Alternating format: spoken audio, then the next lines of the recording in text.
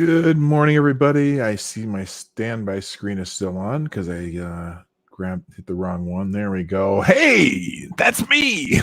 Good morning. Welcome to the Morning Night Live with your host, P Dog Night.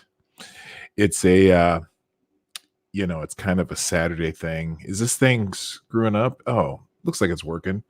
All right. Hey, it's Saturday after Thanksgiving. Everyone's calm. Everyone's collected. And everyone's just chilling. So, this is going to be one of those rambling shows. It might last a while. It might last long.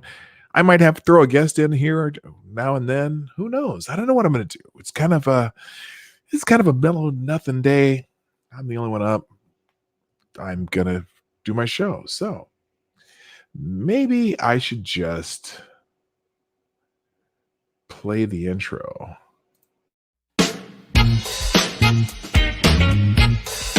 Ladies and gentlemen, coming to you live from the Lucky Dog Studio in a hidden location somewhere in the upper Midwest of the United States of America, it's a brother making his own way, but with all the wrong opinions.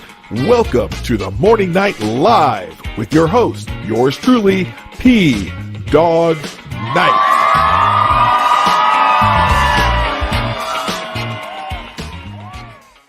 Alrighty then. I don't even have to tell him to stop the music now. Hey, good morning again. It's the Morning Night Live with your host, P Dog Night, on this Saturday, the special Saturday Night Fever edition of the Morning Night Live, November 30th, 2019.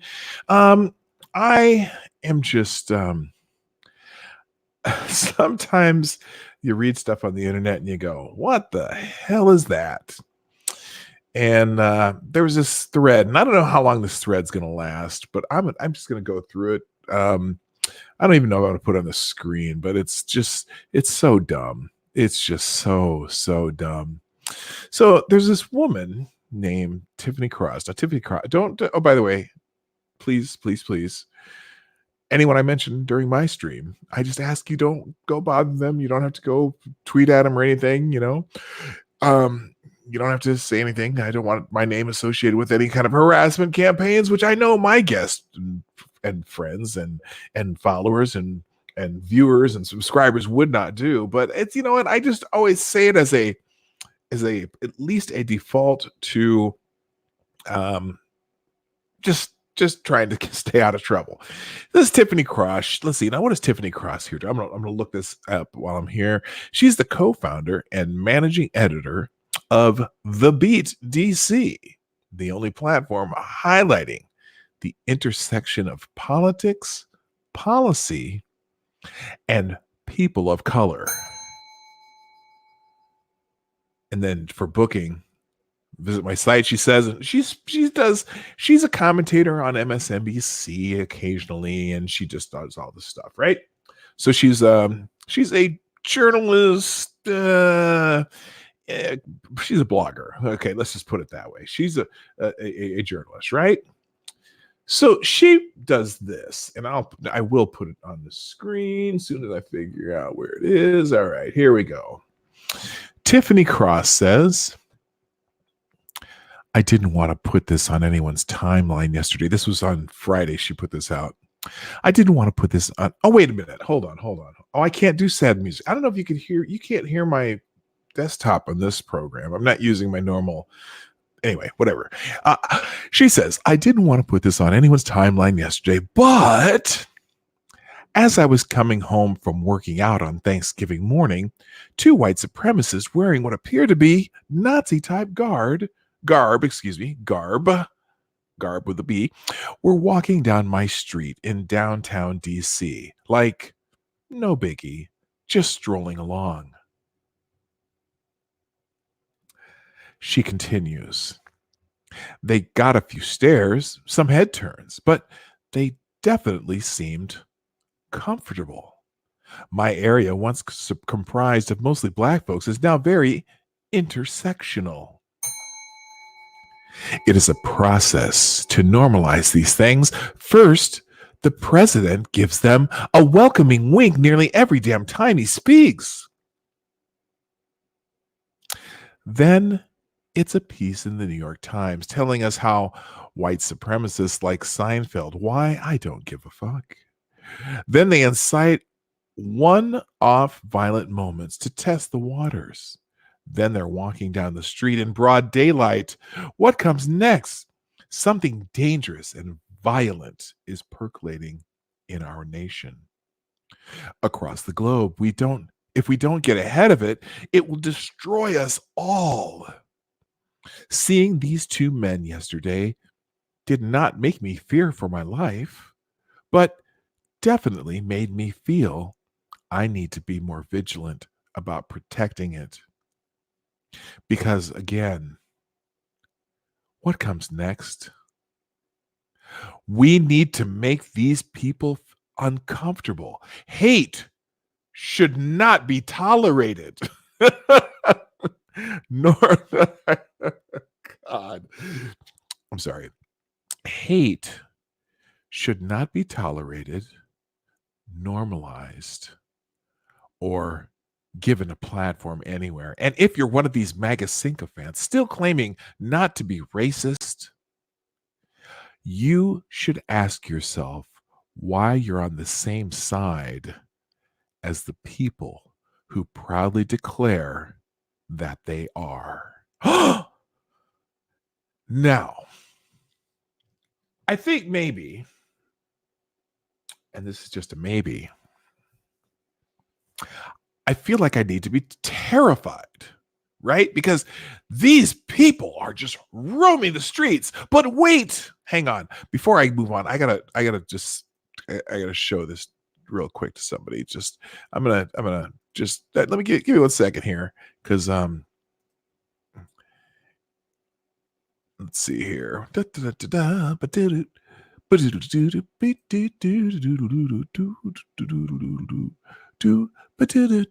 me a second. I need to copy and I need to paste to another thread here. And then I'm going to tell you what I'm going to give you my response, because I think my response was brilliant. Occasionally, I am brilliant. Occasionally. It's rare,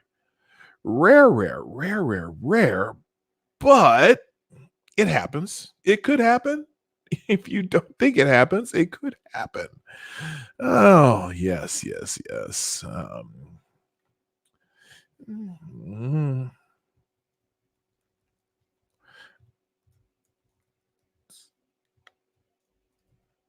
Okay.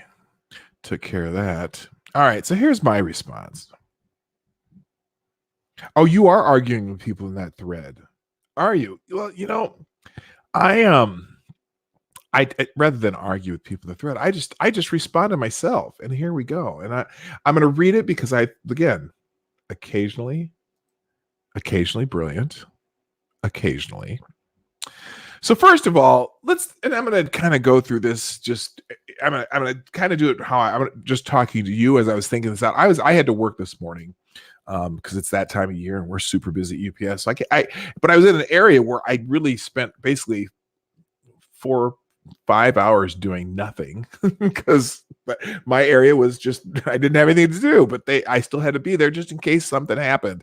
Anyway, so I was thinking about this as I'm working, and I wrote this when I was working. I said, I'm impressed, first of all, that someone had the diligence to go and work out on Thanksgiving morning, because I'm sure the gym or wherever she works out was pretty empty. Now, she could have probably went to one of those, and I was like, well, most gyms would be closed on Thanksgiving. But then again, there's a lot of those little 24-hour fitness places, whatever. You just slip a key card in and you go run on a treadmill and do elliptical bike and all that stuff. Not that she didn't go work out, but just working out on Thanksgiving when you're gonna go chow down, maybe that's a good idea. And she's very diligent and fit and all that shit. But the idea that she didn't want to put it on her timeline at that very moment, my thoughts are it's because she hadn't thought of it yet. Meaning, this is in the category of shit that didn't happen. But she didn't think of putting it on her timeline right away. Maybe she had to think about it a while. But the idea that she would hesitate to put that on her timeline, because it seems like she would be the person, that'd be the first thing she put on her timeline on the day that we commemorate the genocide of the indigenous people. Because in her mind, not mine, I'm here being thankful for shit. I don't think she would hesitate for a moment had she done it. And also the other part, well, we'll get into that. I've got a whole lot about this, right? So first of all, but so before I even continued, I kind of tried to figure out a little bit about her and went through her timeline a little bit and just kind of see what the kind of things she posted. And one of the things that really puzzled me, so she broke out her phone to snap a picture of a puppy in an Uber once. Like she was in an Uber and there was a puppy in the front seat. So she took this picture of the puppy in the front seat, right? She had her phone with her and took a picture of the puppy because it was cute. Now that's pretty spontaneous of thing to do, but people carry these things around that are called, those phone things, right? The phones, and they have the little round little circle thing in the back that's a camera. And most people take, she's a journalist supposedly, or at least someone who has a blog site called The Beat DC. So I'm assuming she's somewhat of a journalist. So, you'd think if you saw something like that walk down the street and you wanted to talk about it later, you'd probably at least just take a little picture of it, right? But she didn't. And so she broke out a phone to snap a picture of a puppy in an Uber, but not something so disturbing and perhaps even newsworthy as two people dressed in Nazi type. Now, I don't know what Nazi type means, but it Nazi type garb, she describes it, and walking down the street on Thanksgiving morning. Like they got up and dressed in Nazi type garb, and on Thanksgiving morning they decided to walk down the street in the morning when she's out here getting home from a workout. Like, these are pretty, people get up on Thanksgiving morning, usually just getting ready to cook or go over to someone's house or whatever. And I'm like, whoa, wow, these guys are pretty diligent too. She's doing her workout on Thanksgiving morning, and these guys are going and being white supremacists and Nazis. But then I got to thinking, wait. There's other problems though. Okay. So she broke out a camera and, she didn't take a picture. And it's weird because she works in media.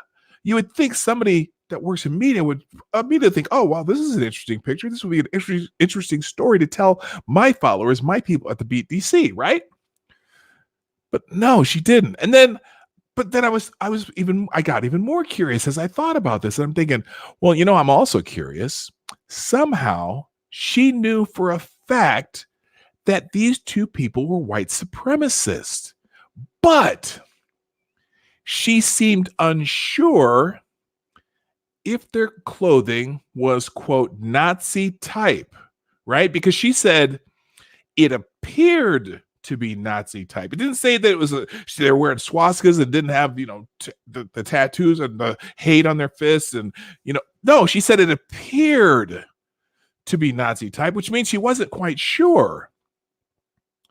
So what exactly tipped her off to the idea that these people were white supremacists?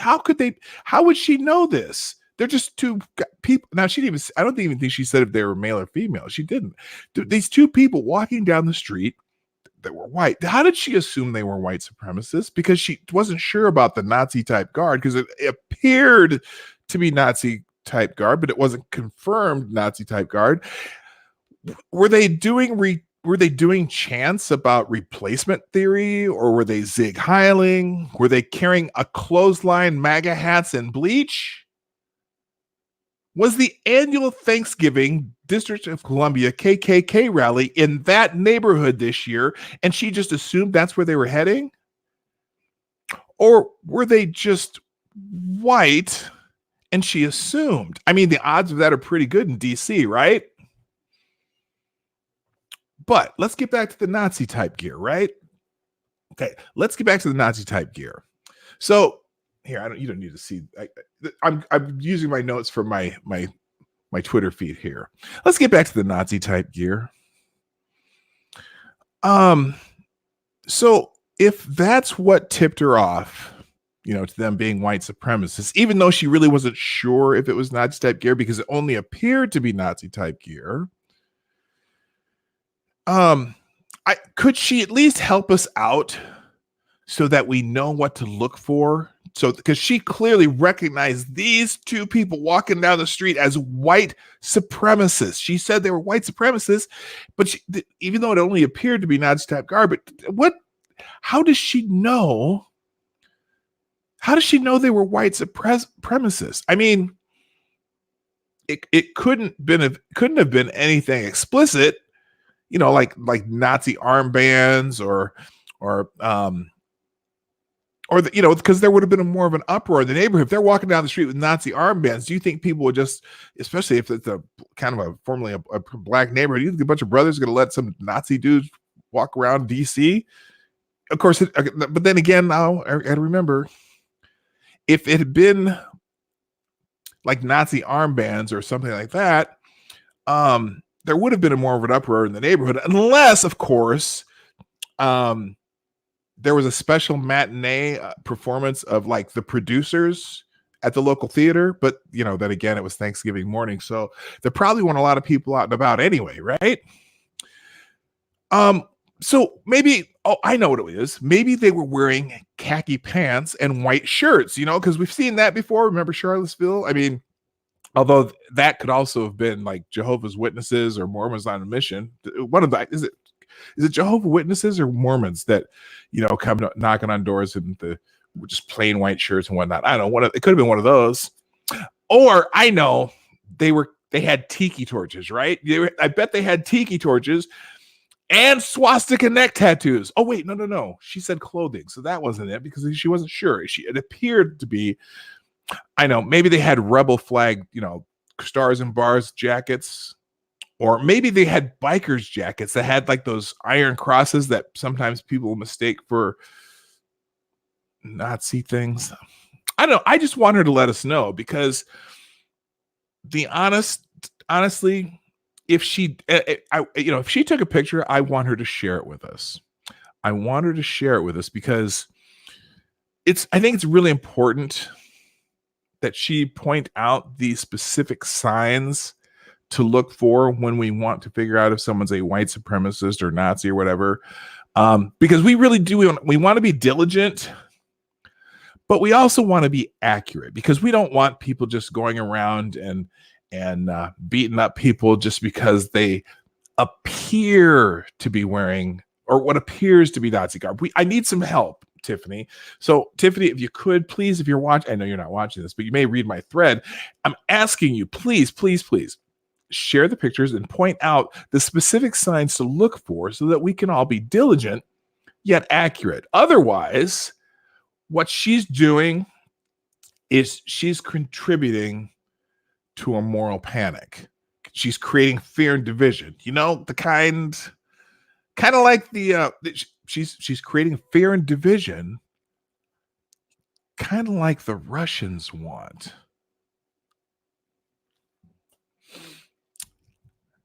Thank you very much. My editorial is finished. I'll be here all week. Yeah, very annoying thread. Let's say good morning to everybody. How's everyone doing today? Good. Now let's go ahead and get the old the good mornings out of the way. Sheagrath was first this morning. Sheagrath, you get the bell. Now RTB. I'm not sure what RTB stands for. RTB. You'll have to tell me what that stands for. Am I just having a brain fart here? Anyway, good morning to Duck Dog, RVA, Captain Brambles, Cynical Lindsay, Maddie in the House of Geek today. Good morning, Marsupial Gamer, Rolling Bear, Check Your Logic, Renovacio, Richo from the land down under, Marsupial Gamer. I already said Marsupial Gamer. And I think, Jen T. How you doing, Jen? Francis Lancer, Grill and Pirate Pete. All right. The gang is rolling in and we are happy. I am well. Thank you, Renovacio. I'm looking up here. I'm sure Nazis ensure their clothing appearance conveys exactly what they are. Soon wearing a pair of jeans will be Nazi-type clothing, just as having a bowl haircut is now white supremacy, says the ADL. It's just, this is what's known as a moral panic. Now, if you're not familiar with the term moral panic, let's just look that up because it's kind of what it is. I think we've gone through this before, but I think we're in the whole Russian thing, everything Trump and the white supremacy. Moral panic is a semi-spontaneous or media-generated mass movement based on the perception that an individual, group, community, or culture is dangerously deviant and poses a menace to society, a public outcry. Now, actual actual white supremacists, neo-Nazis, they are out there, but right now there's a media-driven frenzy to put them at the forefront, to put them in a place where it seems as though they have tons of power. And the fact is, they don't. We keep hearing, we hear the ADL studies and the Southern Poverty Law Center, who I say have become grievance grifter organizations, and they want us to believe, and a lot of it has to do with the current president. There's a strong, it's funny. People on the right often get accused of hate, right? And the thing is, have you ever seen more hate-filled people than the people who are just who are anti-Trump or anti anything Trump related or anything right related right now?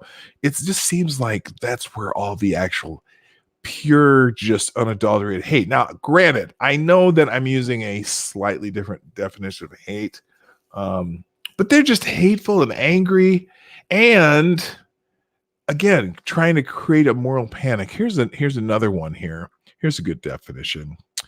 In fact, I'm going to go through this because I think this is very descriptive of what our current situation in this country is.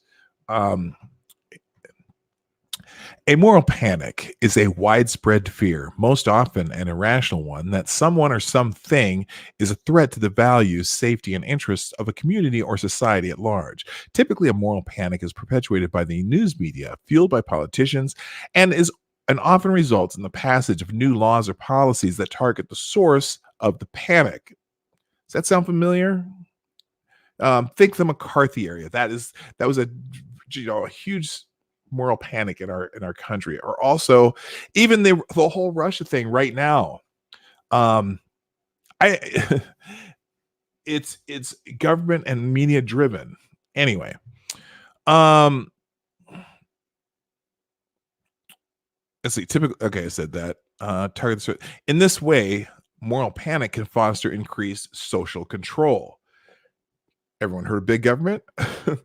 Moral panics are often centered around people who are marginalized in society due to their race or ethnicity, class, sexuality, nationality, or religion.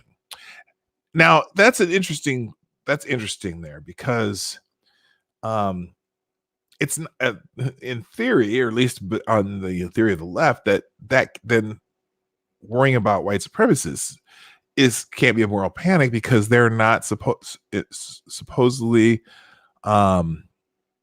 marginalized in society, but yet they should be. And I don't care if white supremacists are marginalized in society. That's interesting that I said that. No, they are marginalized in society. I kind of think actual white supremacists should be. Okay, I'm fixing my camera here. But anyway, let me finish this. As such, a moral panic often draws on known stereotypes and reinforces them. Okay, and that's what's happening. It can also exacerbate the real and perceived differences and divisions between groups of people. Moral panic is well known in the sociology of deviance and crime. It is related to the labeling theory of deviance. The phrase moral panic and the development of this sociological concept is credited to the late South African sociologist Stanley Cohen. Cohen introduced the social theory of moral panic in his 1972 book, Folk Devils and Moral Panics. In the book, Cohen describes how the British public reacted to the rivalry between the mod and the rocker youth subcultures in the 1960s and 70s. Through his study of these youth and the media and public reaction to them, Cohen developed a theory of moral panic that outlines 5 stages of the process. Let's see. Do I want to go through this? How long is this? Oh, this is a short article. Let's go through the whole article because I think it's for MC Hammer Time. What's up? How you doing? Good morning. And Seamus Dirty, how you doing? Blind Press, hey, how are you, hon?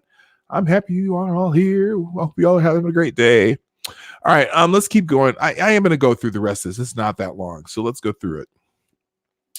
So the 5 stages and key players of moral panics. First, something or someone is perceived and defined as a threat to social norms and the interests of the community or society at large. Like someone who might beat Hillary Clinton. Second, the news media and community members depict the threat as in simplistic, symbolic ways that quickly become recognizable to the greater public. Russia, Russia, Russia. Third, widespread public concern is aroused by the way the news media portrays the symbolic representation of the threat. Fourth, the authorities and policymakers respond to the threat, be it real or perceived, with new laws and policies. The final stage, maybe trying to throttle the social media. Although in this case, social media are the allies of these people trying to throttle free speech, right?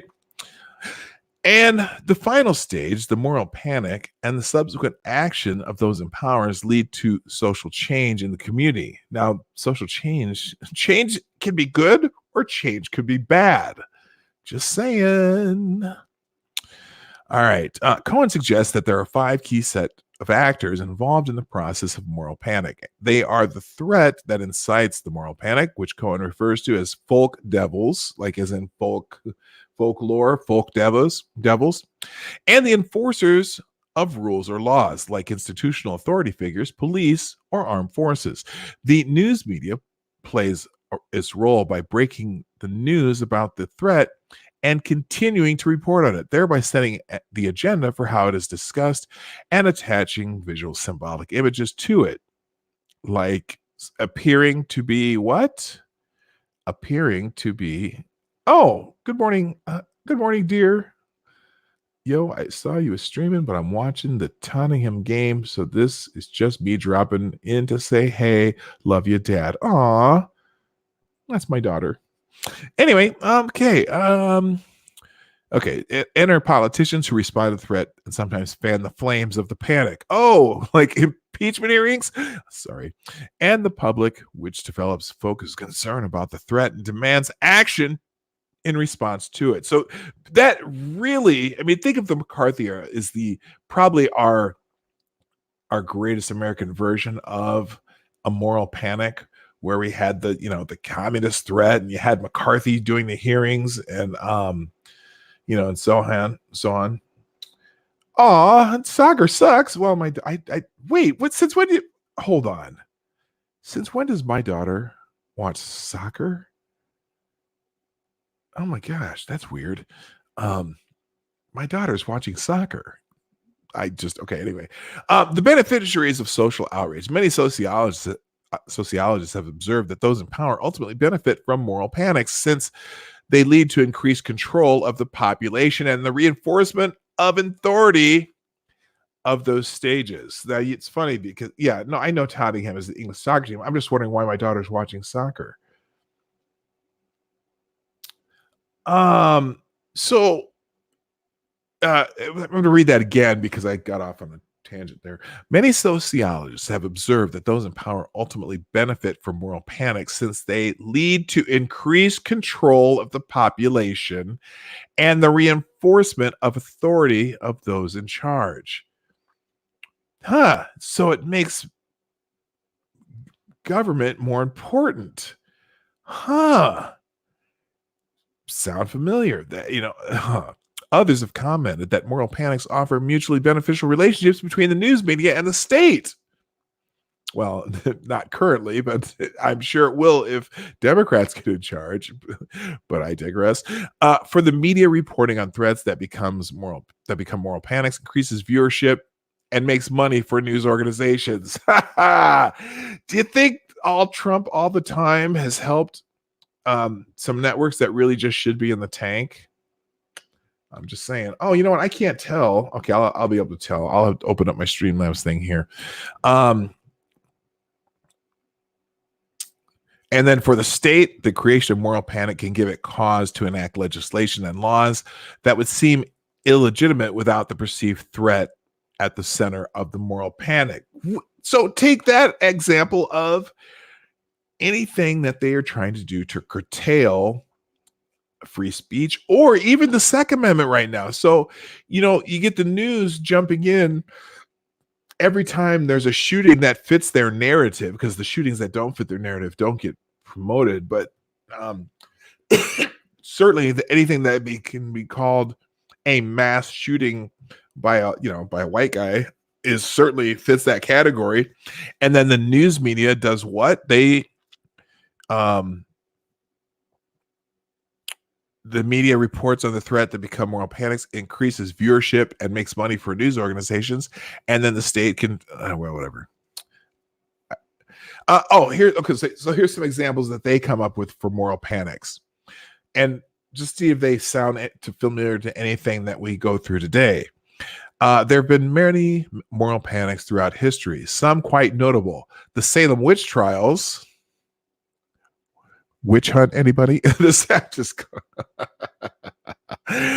Salem witch trials, which took place throughout colonial Massachusetts in 1692, are an oft-mentioned example of this phenomenon. Women who were social outcasts faced accusations of witchcraft after local girls were afflicted with unexplained fits. Following the initial arrest, accusations spread to other women in the community who expressed doubt about the claims or who responded to them in ways deemed improper or inappropriate.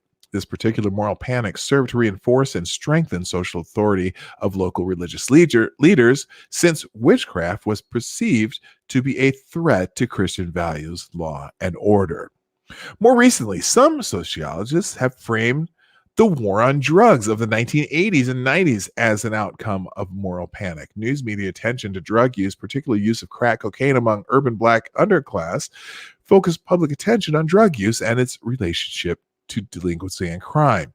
The public concern generated through news reporting on this topic, including a feature in which then First Lady Nancy Reagan participated in a drug raid, shored up voter support for drug laws that penalized the poor and working classes while ignoring drug use among the middle and upper classes. Many sociologists attribute the policies, laws, and sentencing guidelines connected to the war on drugs with increased policing of poor urban neighborhoods and incarceration rates of residents in those communities. Additional moral panics include public attention to welfare queens, the notion that poor Black women are abusing the social services system while enjoying lives of luxury. In reality, welfare fraud is not very common, and no one racial group is more likely to commit it. Now that was kind of during so they're going through just the Reagan era. She's, I think, the most impressive moral panic in not our lifetime, but probably in the last century would have been the McCarthy era, communist scare. And also, what the other one is the one that's going on right now. So but it was the increase in hate crimes and white supremacy and all that. That's our current moral panic. That's the one that the media is fueling. That's the one you hear about constantly. And I still say that it's very unlikely that the numbers just aren't there. Yes, there are white supremacists. Yes, there are neo-Nazis, but they're few and far between. And unfortunately, everyone becomes labeled with that, and that belief grows and grows and grows. Very much like our friend Tiffany this morning. Anyway, lastly, after the 9/11 terrorist attacks, see, now obviously there's a perspective here. Islamophobia. I think Islamophobia is a moral panic too. Okay. So we react to an event, and then the fear of Islamophobia is the one that's being whatever.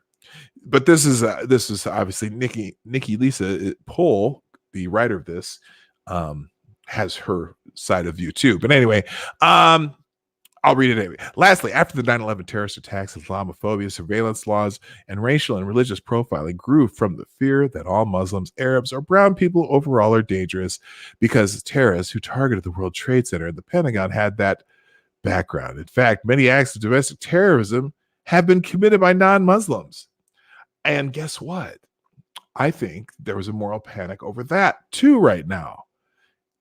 And statistically, numerically, in a country of 325 million people, a lot of those things get overblown. But more nonsense, like 9/11 never happened. No, it did. And Marsupial gave me right. The term welfare queen had nothing to do with race. But here's what happened. Okay. So the idea of welfare queens, was it a racial thing when they said it? But certain people decided to make it racial as a way to knock the party who said it. So they made it so if you use the term welfare queen, well, we are going to call you racist. Wait a minute. I didn't say welfare queen said black. I just said people who are cheating the system. Oh no, you meant black people. Okay. See how that kind of got turned around. Anyway, hey, Pat, I didn't even see you in the chat there. Good morning, Pat. And Check Your Logic. I think you got here. Did you just get here too? Check Your Logic. Good morning. And did anyone else show up that just came in? All right. So we're done there. All right. So, oops. Oh, that's wait, what happened there? Oh, I I don't think you all can hear that. I hope you can't. There, I'm going to turn that off. You cannot hear my desktop. Hey, Six, how you doing? The gang is rolling in. I love it. So anyway, all right, let's move on because that was that was the story this morning. Now I don't know if did we go through this other one the other day? There was another one on Twitter that kind of annoyed the shit out of me. Oh, we talked about this yesterday. So the dude that was talking about how some trans people choose not to disclose in our profiles because we have been met on a date by three men in MAGA hats and a baseball bats. And I told that dude he and Jussie Smollett should compare notes. But we talked about that yesterday. Good morning, Tyler. How you doing? Yes, Six. I am doing fantastic. It's a beautiful Saturday morning. I've been up since 3:30 because I had to work this morning. And now I'm just here making up for the lack of a Thursday show. All right. Let's see. Now, let's do a little exploring today because I don't really have a set show going on. There are a lot of things. Well, what's not good? Tell me what's not good. Check Your Logic. You should have slept if you were still tired. Are you talking? Wait, are you talking to me? No, I had work. We are working sometimes 6 days a week at UPS because it's that time of year. Okay. All right. Oh, you were talking to me. Okay, I'm good. I am just fine and dandy. So, anyway, let's see what else is going on in the world. You know what? Let's do this. Let's do a quick round of I had a couple funny stories that I had ready, but now I can't find them. Let's see. Let me just what the hell did they go though? I lost them. Good gracious. Oh, here we go. All right, I got to close a couple things and we'll get rid of the moral panic story here. Anyway, okay. Did you see the article I sent Scribe last night? No, did you do it on did you do it on the what is theirs? No, not the MITAM. Oh, MSS News. Let's check out. You know what? Let's go to MSS News. Let's see what's here. MSS News. Let me find. Oh, here. I know. I'll look for it on Twitter. Hey, Pat, do you want to come on, by the way? Here, I'm going to send you. Are you, what are you doing right now? I'll send you a link and you can come on. I'm on the place about the UC Berkeley kid. Okay, we'll look it up here. What the hell am I doing? I'm still learning how to use this StreamYard thing. All right, I got that. Let's Pat, I'm gonna DM you a link. If you want to come on, you are welcome, sir. Okay. At your wait, what the hell? I thought you were your boy Pat on Twitter. Oh, because I'm not sending a message. Duh, that's dumb. Let's try this. This is me being the least professional dog on the internet because I'm just not as bright as I look. That would be very difficult anyway. Okay, Pat, I got you here. And in fact, Pat, why don't you send me, if you have that link, send it to me. There you go. I just sent you a link, Pat. You can jump on if you'd like. I'd be happy to have you here. So anyway, this was now, so remember those, the other day, there was those videos about the fake, those robot dogs. Well, the Massachusetts State Police have tested out Boston Dynamics Spot the Robot Dog. Civil liberties advocates want to know more. Cops have long had dogs and robots to help them do their job, and now they have a robot dog.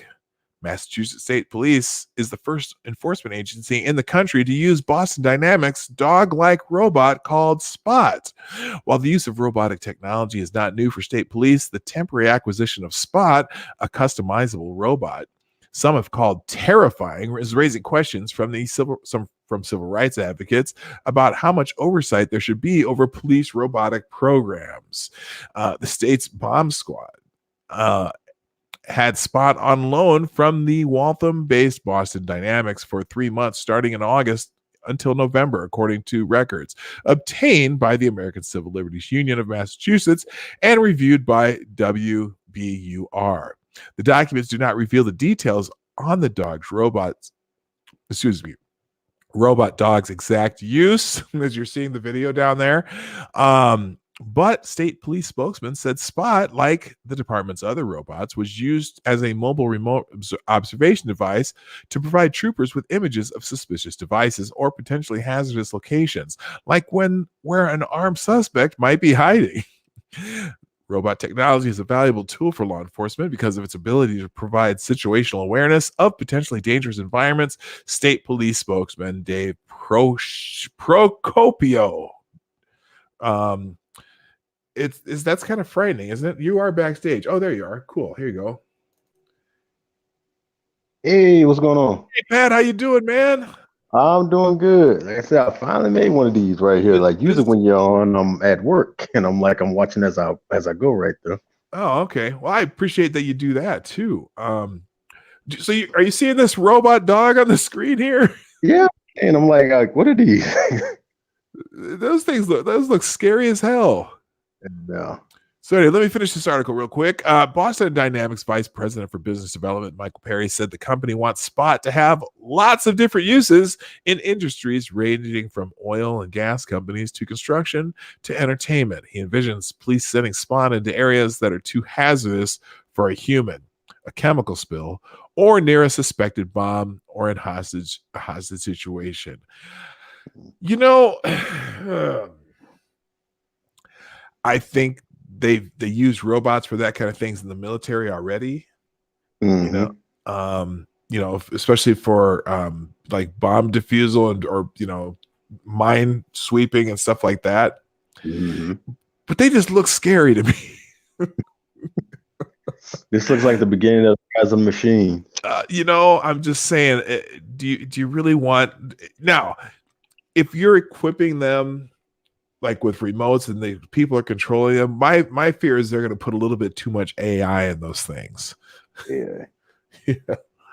And that's the last thing you want to do because oh man, when things go rogue. Or what, and how a robot, does it know which human is which? Like, do all the police have to wear a special like transponder to make sure they don't go after the cops? Mm-hmm. I don't know. I think they're probably on remotes though.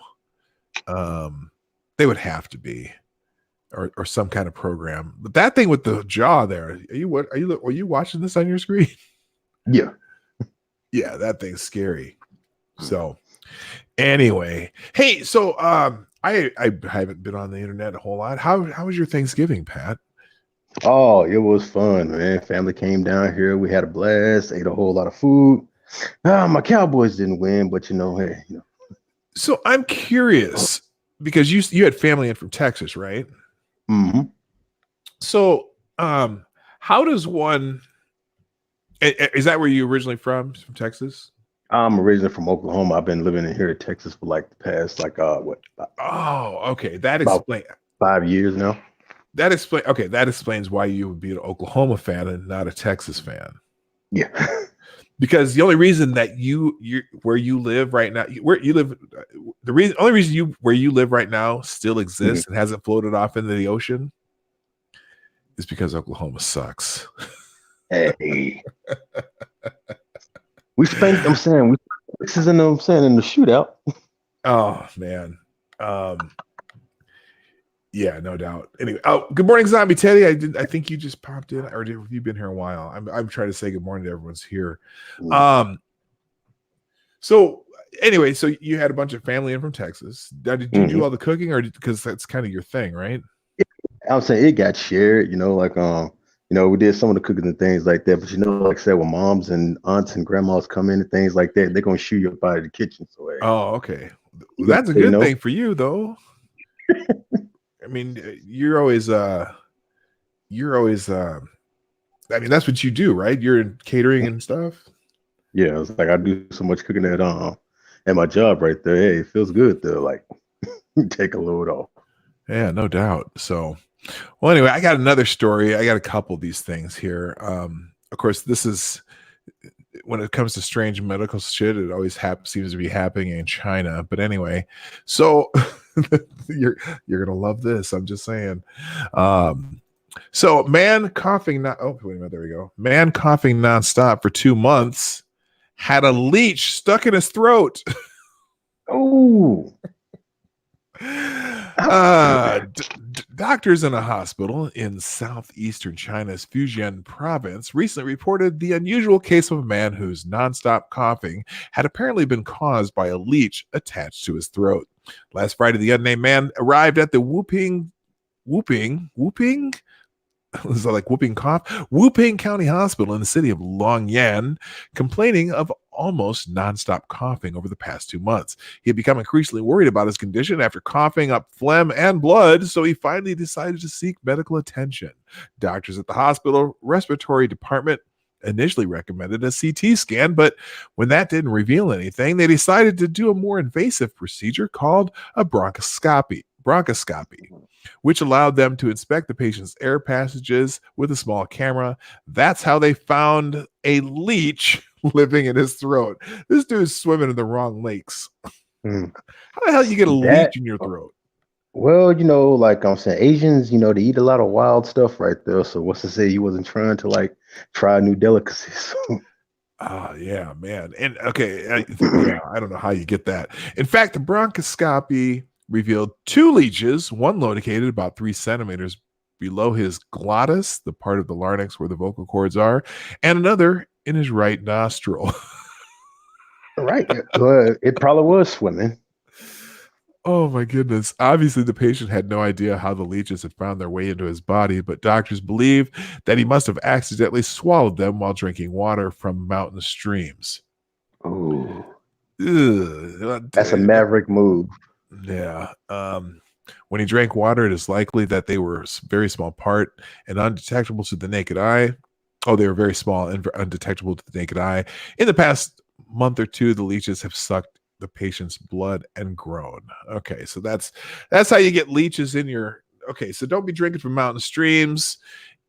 Make sure you check your food very carefully when you're doing that kind of shit. So I know it may look clear, like how they be showing on the commercials and stuff like that, but it's like a lot of this stuff has a whole lot of hidden parasites in it. Man. Yeah, to me, yeah, leeches are bait. So and a lot of fish eat leeches, like a lot of, especially like like suckerfish, like catfish and things like that. They're getting leeches off the bottom of the lake. So you gotta be careful sometimes. All right, here's another one. Let's see, what's this one about? Shoot. Oh no. So Pat, you've heard of the changes in California law regarding HIV, and instead of making it a felony for giving someone HIV, they've made it a misdemeanor. You've heard about that? Yeah. Well, New Zealand is taking this a step further. Oh, I think I know what you're talking about, but I ain't gonna say nothing. New Zealand launches world's first HIV positive sperm bank. God. I don't get it. Why? The world's first sperm bank for HIV positive donors has launched in New Zealand, aiming to fight stigma surrounding the illness. Stigma? It's HIV. Well, there's a stigma towards shit that will kill you.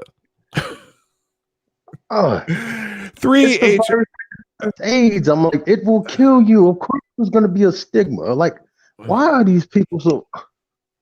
Well, they do have the new polio bars too, right? Oh God. 3 HIV positive men have already signed up to donate, all of whom have an undetectable viral load, no pun intended. This means virus levels in their blood are so low that HIV cannot be transmitted through sex or childbirth. Sperm Positive was launched by 3 charities ahead of World AIDS Day on December 1st. Body Positive, the New Zealand AIDS Foundation, and Positive Women Inc. hope the project will educate the public about transmission of HIV and reduce the stigma for those who have the illness. Again, there's that word stigma. Oh, okay. Here's my question, Pat, and maybe you can think of some examples. I can't think of any off the top of my head. Who? I can't even say it.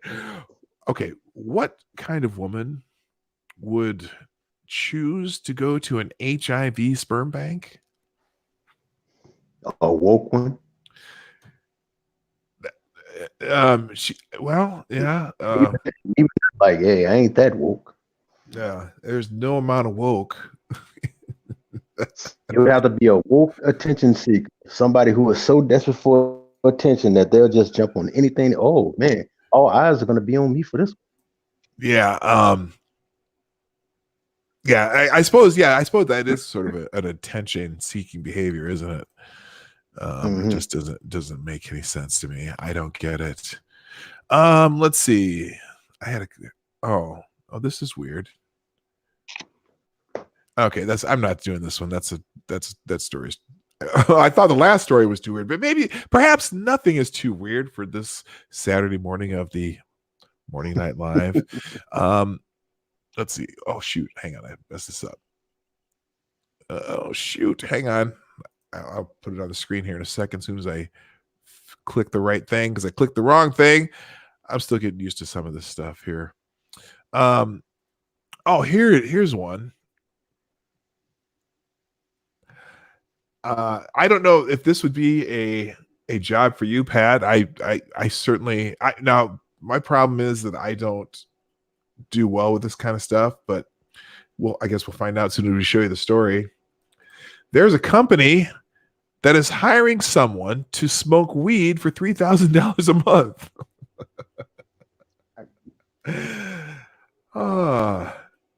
Let's see here. I wonder, every now and then a viral dream job pops up offering candidates the chance to travel the world for money, testing out private jets or something similar. Well, there was this one where people had to house sit their way around the planet. This one where someone was, I see this, these are links. This one where someone was hiring a barefoot bookseller in the Maldives, or a personal favorite, an advert for someone to man a post office in Antarctica. If none of those tickled you, perhaps you would rather get paid to smoke large amounts of weed. It differs from the usual format in that you won't be sent anywhere far flung to enjoy your joints. That will be done from your own home, presumably, and the company hiring specifies that the person they choose will have to live somewhere the drug is legal. We should add that using cannabis can be risky to some people's mental health and is obviously not legal in the UK. Okay, this is an article out of the UK. If you're still keen, however, the advert for AmericanMarijuana.org says we're looking for someone to review a wide variety of cannabis products to give our readers an honest and reliable insights on various cannabis. The applicant will have to write about their honest reviews and opinions of the product in the form of a blog. Really? You asking somebody who smoked weed to write down a It sounds like too good to be true. Could you imagine the rambling blog posts that someone just stoned is writing? Review. Well, we're reviewing the special gold, but I can't see my face, or I can't feel my face.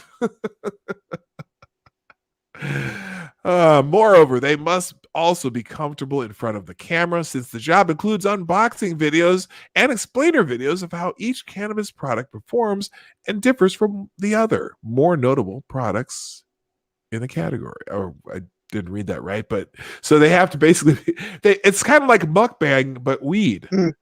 Yeah, like they're gonna be high. They probably ain't gonna know the camera's even there. I don't know. You know what that for? And let's see. So let's see. The job ad says the successful applicant. Now, isn't that an oxymoron? Someone who smokes weed all day and successful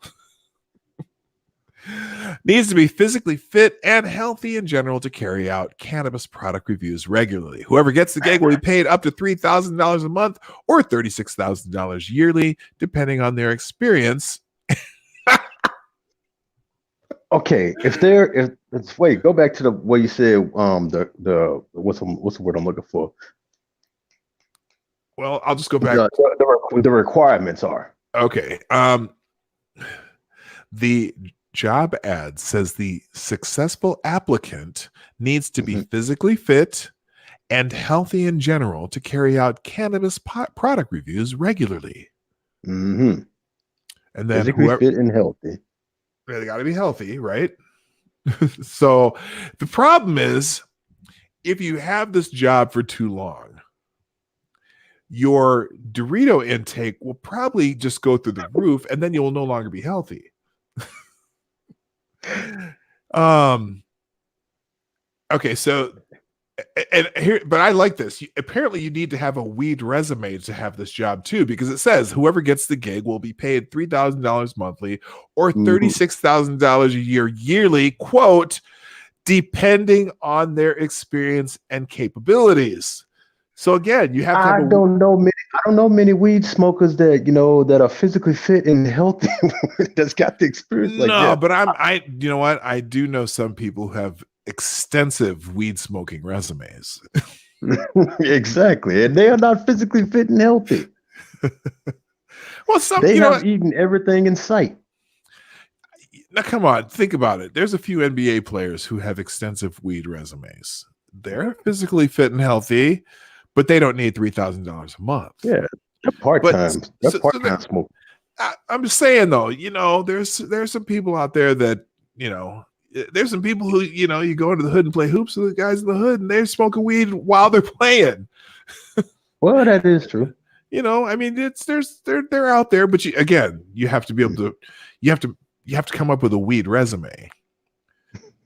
Grilling Pirate Pete, maybe the Joe Rogan type. Elon Musk, think about it. Elon Musk, right? He could do this. And this is in the UK, right? Well, no, it says it's an advertisement for AmericanMarijuana.org. American Marijuana. I'll tell you This what sounds like a though. this sounds like a setup. Like a what? This sounds like a setup. Well, no, if you're in like Colorado or California, there's a bunch of states that are Illinois, their recreational marijuana is going live soon. There's several states. You know what? This would be a good time if there's any marijuana stocks out there. I'd be investing like a mug in those right now because it's going to go legal across the country. I'm just Arizona too, but isn't that where you live, Marsupial Gamer? You know, and here's the thing though. So, like, let's see, Francis here in the chat says people in the hood smoke bad weed in general, at least in Philly. Well, think about this. If you're doing this for some place called AmericanMarijuana.org, you're going to be smoking some good weed and all different types of varieties.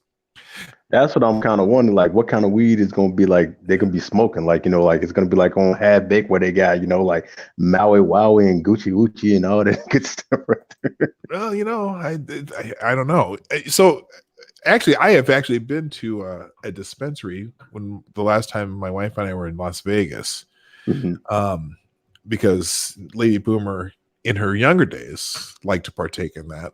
But so we went to there was like these like bicycle rickshaw things, and we were having a drink at a bar in old downtown Vegas, and there was these rickshaws, and it said it was free as long as it takes you to dispensaries. So we're like, okay, well, we'll just go to a dispensary. And that's where I happened to get my have you heard my experience with edibles? Oh, so I think most of my audience has. But there was this one time, okay, we went to this dispensary in Vegas, right? And so it's because we got the free ride on the little bicycle ride, and that was fun. And I have video of that actually. But so we go to the dispensary, and so Lady Boomer decides that she's going to buy some edibles, because one of my son's friends are into that, and whatever. So we get all these edibles, and most of them are like these jelly candy types. Okay. Well, we had to bring them back on the plane, and we didn't know if it was legal to do that. So she put them, she included the edibles in this bag of Sour Patch Kids. Okay. Well, I had forgotten that she had done that. And one day I was home and I had finished my lunch, and I saw this bag of Sour Patch Kids in their little, we have a fruit bowl that's always on our counter in the kitchen, and there was a pack of Sour Patch Kids. So I'm like, oh, you know what? Yeah, I started snacking on the Sour Patch Kids, and I was supposed to be, I train kids in basketball, and I had a client come at 6:00, and this was like at 3:30 in the afternoon. And so I'm eating these Sour Patch Kids, and they didn't taste right, but they're still kind of good. So I'm eating all these Sour Patch Kids and things, and I'm sitting there playing a game on my phone and at the kitchen counter, and all of a sudden I'm like, wow, I feel kind of weird. I'm like, what is? I mean, like I like feel like I need to go to sleep. I'm like, what? Why do I feel so tired? Because I know at 5:30 I got to leave for this, go train this kid. And I'm like, oh man, this is really weird. And so then I'm like, well, I got some time. I'm just gonna lay down and take a nap while I'm waiting to go train, since I feel tired. So I go up and I get in bed, and every time I close my eyes, I get this scene of just weird things flying by, and I'm like, wait, what the hell is that? I open my eyes back up, and I'm like, oh, okay, it's not really seeing things. So I close my eyes again, and all these lines, these real, and it's like I have this vision of like desks splitting apart in little lines, and I wake up again. I'm like, I open my eyes again. I'm like, God, what the hell's going on? And then I remembered. I'm like, wait a minute. I thought maybe I was having, and I was getting a little bit nauseous too. So I thought maybe what I ate for lunch was making me nauseous. And it hit me. I'm like, wait a minute. I ate some of those Sour Patch Kids. What? And it just clicked in my head immediately. And I called my wife. I called Lady Boomer, and I said, hey, what was in that bag of Sour Patch Kids? And all she says to me, and she goes, oh no. You didn't eat those, did you? I said, yeah, I ate almost the whole bag. She goes, oh Oh man, no. you were a trip. And I'm like, oh shit. So I'm like, I'm trying to sleep. I'm just, because really you should only the edibles, you only need to eat a couple of them. And I ate like this whole bunch of them. Oh And yeah. so she comes home. I couldn't even dial the phone anymore. She had to go call my people. The kid I was going to train, and say I got to cancel for today and whatnot. But yeah, I was never into that when I was younger. I tried it a couple times, and all it did for me, the couple times that I did try marijuana, if I just stood up and slowly turned in a circle, it had the same effect. So I never really enjoyed it. So I never did it anymore. But yeah. Me, like I said, I tried it when I was a teenager. Now living down in Oklahoma, especially like the country part, like I said, that's where you get like the homegrown kind. All right. And the people who we had got it from and things like that, they were like, back in the 70s, that old hippie type of stuff like that. So, they had the wow. And I don't know, like I said, it was my first time ever doing it and things like that. And I'm just like you, man. We smoked that whole entire thing right there. And I went on a trip like, what in the world is going on? Yeah. I was a lightweight back then, but it was like, man. I couldn't do it. I just couldn't. All right. Well, all right. Enough about that. Oh, hey. So the other day, everyone saw that article about the woman who's trying to suntan her butthole. Oh yeah. Everyone was talking about that, right? Don't let that be a trend. There's an update to that story. Apparently there's a doctor who saw that story and she's not happy with it. Burned. The doctor or the woman? No, the doctor. Burned. Bizarre bum sunning ritual increases your risk of skin cancer on your vulva, top doc warns. So if y'all were thinking about going out and sunning your buttholes, here's a warning for you. A top doctor is warning people not to try out a bizarre bum sunning ritual that has taken social media by storm this week. Dr. Jennifer Gunter. Oh no! You know who that is? Jennifer, I'm like, why does that sound so familiar? She's on Twitter. What was it that she's the one who started chirping at Matt Walsh about transgender people. I don't know if you're familiar. Yeah, that is her. Hang on. Okay, we'll get to her in a second. Dr. Jennifer Gunter, a gynecologist based in the U.S., said that exposing your nether regions to the sun's harsh rays increases risk of skin cancer on your vulva, which is not something you want, ladies, or on your sphincter, gentlemen, or your ball sack, or your taint, or whatever. I don't want to sun my butthole. Anyway. She says, I feel confident when I say the anus and perineum have no special sunlight concentrating abilities. You can get melanoma on the vulva, and sunburns there are very painful. Oh my God. Could you imagine the sunburn on your taint? Oh God. And how uncomfortable that would be. It comes after a woman went viral after claiming that exposing her perineum, the area between the anus and the vulva, to sunlight for 30 seconds every morning that could boost sleep and energy. Megan from California posted a picture of herself on Instagram practicing what she describes as perineum sunning. She can be seen lying on her back naked while holding her feet and legs in the air and her butt facing the sun. That's a lady that just wanted attention. Yeah, that's serious. There's the picture right there of her sunning her rectum. That's somebody who wanted attention and somebody who wanted to be naked. And she got it, boy. She got it in spades. Anyway, Dr. Jennifer says, don't do it. That's enough. Is that the lady? Let's see, is this her? Well, let's go. I'll read some more article here. We did that. Megan from California, she could be selling her back. Okay. The self-proclaimed healer who goes by the goes by Metaphysical Megan on social media, said it was part of her daily rising routine and that she even ditched her morning coffee for the practice. Well, Dr. Gunter warned, I feel confident when I say the anus and perineum have no special sunlight concentrating abilities. Okay, we already said that. And she wasn't alone in believing Megan's claim were unfounded. Shamir Patel, founder of Chemist for You, said vitamin D is essential for our bodies, promoting healing bones, teeth, and muscles. But there are far easier ways to get a dose of vitamin D than exposing your perineum to sunlight. While the healer is only promoting 30 seconds of irregular sun exposures, a sustained period of doing so could lead to long-term sun damage. There are no studies or research that suggests it works, so it really has no benefit either. Now, let's see. Is this her? Let's see. Oh, yeah, this is Megan right here. I thought that's not a video. She looks like Freely, one of them crazed vegans. Yeah, you know, what was I said something about vegans the other day. Oh, I was comparing Candace Owen to a vegan. Oh, dang.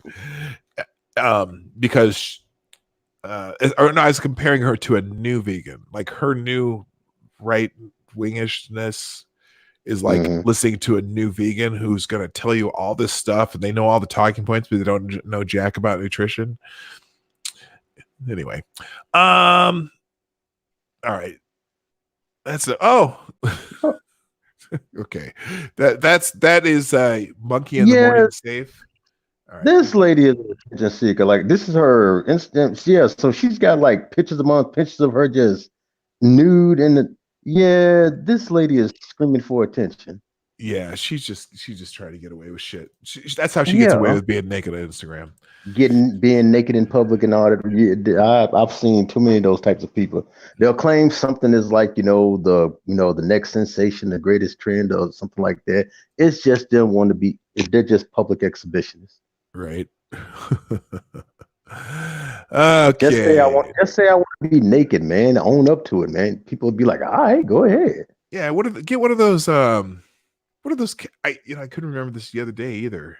What are those accounts that thoughts have on Twitter, like Only Friends or Just Friends or whatever accounts that they promote all the time. OnlyFans, that's what it is. Yeah, that's what it. All right, let's see. I got another one here. Let's see. This one's what goes up must come down. Oh, this is actually kind of sad. Accomplished free solo climber Brad Gobright dies in a climbing accident as the pair were making their descent. At 3:30 p.m. on Wednesday, Gobright and another climber fell from their route down the side of a cliff, police told NBC News. I guess this guy's been famous because he's done so many free climbs. Acclaimed American free solo climber Brad Gobright died Wednesday attempting to descend down the side of a cliff face in El Portero, Chico, Mexico, a popular rock climbing destination in northern Mexico. Gobright, 31, was traveling with fellow American climber Aiden Jacobson, 26, who shared on Instagram on November 13th that he was heading to the mountain for the 3 weeks. The duo appear to have started climbing together at some point thereafter. As the pair were making their descent at 3:30 p.m. on Eastern Time on Wednesday, the two climbers fell from their route down the side of the cliff. State Police Civil Prevention Nuevo Leon confirmed to NBC News. Gobright fell about 300 meters. Holy shit. Ooh. That's a long way. That's long. It's like almost 1,000. That's 1,000 feet. Mm-hmm. Ooh. And while Jacobson fell a shorter distance and injured his ankle and other parts of his body, members of law enforcement then coordinated with rescuers and other climbers to help Jacobson make it the rest of the way down.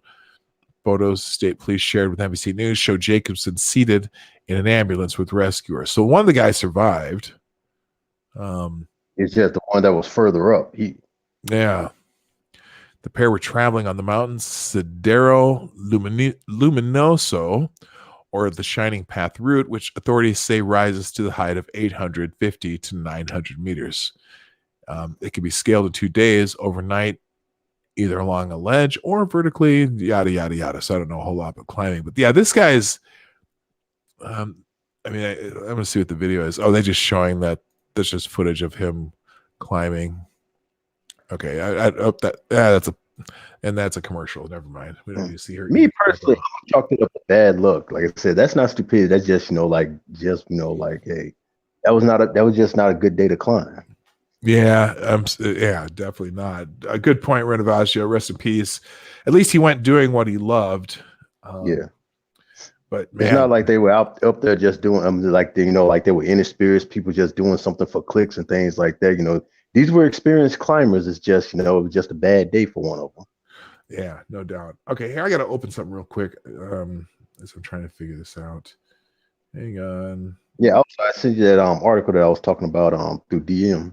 Oh, you just sent it? Okay, here, hang on a second. Let me I just meant to open my Streamlabs dashboard here so I haven't been paying attention if anyone's been doing super chats. By the way, everybody, the Morning Night Live is brought to you by you, the viewers of the Morning Night Live. If you would do so or be so kind as to, oh shoot, did I just close this?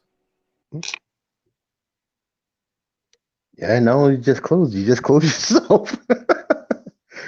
Hey everybody, it's your boy Pat, and I'm taking over for P-Dog right now. That's right, I'm doing an invasion right here. And until he comes back. Oh man. I think Scribe did this last night on his show. He was supposed to shut off the thing and accidentally exit himself out. Yeah, I did by accident. There he goes. I was saying Scribe did that last night. What's that? I said, Scribe did that last night. He was trying to end the show, but he accidentally clicked his own self out of his own stream. Yeah, no, I've that's the first time I've done that. Well, this is only the third time I've even used this, and I only use it on when I want to have guests because right now my computer that I have now isn't that great for doing. It's not a potato, is it? What's that? That's one of those computers that's so out of date that it needs man. Oh no! It's just this is when we built, but we didn't build this for streaming. It was for. I mean, my son was using it because he was using it to learn programming at school. He was a computer engineer, and he didn't put any graphics card in it or anything like that. So I had to add RAM to it, but it just doesn't run like my other computer that I had when I went to San Francisco got stolen out of my car. My laptop, I could run 20 different things on at the same time because it was just loaded for, completely loaded for bear. But this one, I need to replace that computer because I need to be able to do it. I just can't. So, so what I was trying to do, which I failed when I did this, I was trying to open a dashboard. Okay, there's that. Now I can close this window and we should be good. I don't know if, okay, my point was before I killed myself, the Morning Night Live is brought to you by you, the viewers of the Morning Night Live. Please, if you would be so kind to share this stream out with people in the description or just below the screen here. Also, if you like what we're doing, please hit like. And if you don't like it, hit don't like Duck Dog. That's what Duck Dog always says, don't like, but that's okay. While you're thinking about it, hit the like button. And if you would like to support the show, you can do so through the Streamlabs link in the description down below, where we will read your super chats. So, and they're not a day, so that's cool. So, because I don't have super chats because I don't have enough subscribers yet. So there's my shill for the day. All right, now I had another article here that now I can't find because I've been moving shit around. We did that. Oh. Okay, what's this? Oh, okay. What the hell? What did I like about this article? Well, we'll go through it. Apparently, millennials want to ban Secret Santa because it gives them anxiety. Oh God! Have you heard of this? I have not. I just saw this article. I'm like, this is just another one of those things, right? Okay. Millennials aren't interested in participating in the office Secret Santa. according to a new study by the British job hunting website JobSite, because the practice is stressful and anxiety inducing. How is it? Yeah, how? These motherfuckers are so soft. Oh my gosh. Thank you, Kitty Stalker, who just did a. Hang on a second here. Kitty Stalker, I did not even know you were here. I am glad you are here. Thank you so much for the donation on Streamlabs. Or it says somewhere here. Where is it? Let me refresh this so I can see what you said. And there you are, Kitty Stalker, $7.53. So grateful to you. Have some shekels for being entertaining. Well, thank you for thinking that we are entertaining. I really appreciate that. Why did I put that on screen? I don't know why I did that. Anyway, because if I click that, you only have to click it once. I double clicked it. Thank you so much. I appreciate the $7.53 in the Streamlabs, whatever that's called, super chat. So I appreciate you so much. LOL, I tend not to say much in chat. Well, that's okay. You could just enjoy you can be entertained, and I'm glad you're entertained. Sometimes I'm good at entertaining myself. Wait a minute, that doesn't sound right. Anyway, back to the Secret Santa thing. Are you, Pat, let me ask you something. Yeah. Do you ever do Secret Santas at work? Yeah, we do it at work right now.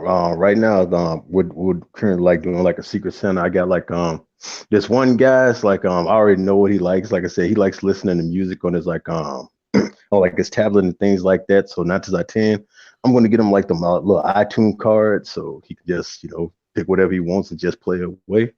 Okay, yeah. No, it's because sometimes you draw a name out of a hat, right? And that's how you get a small gift for. And usually you have a set dollar amount so people aren't spending too much money. Yeah. And it's it's just kind of a fun little thing, right? And then you don't have to get something for everyone in the office, and then you can and in some offices they let's do a gag gift, so it could be something funny, right? Mm-hmm. Now, for example, in my family, we are even actually doing we did this. What was it was for? Anyway, we did where you bought a funny gift and no one, it isn't for anyone in particular. And so you have to pick a gift out of the pile, and then you open the gift, and then you get the option to trade at any time during the gift, as people are opening gifts.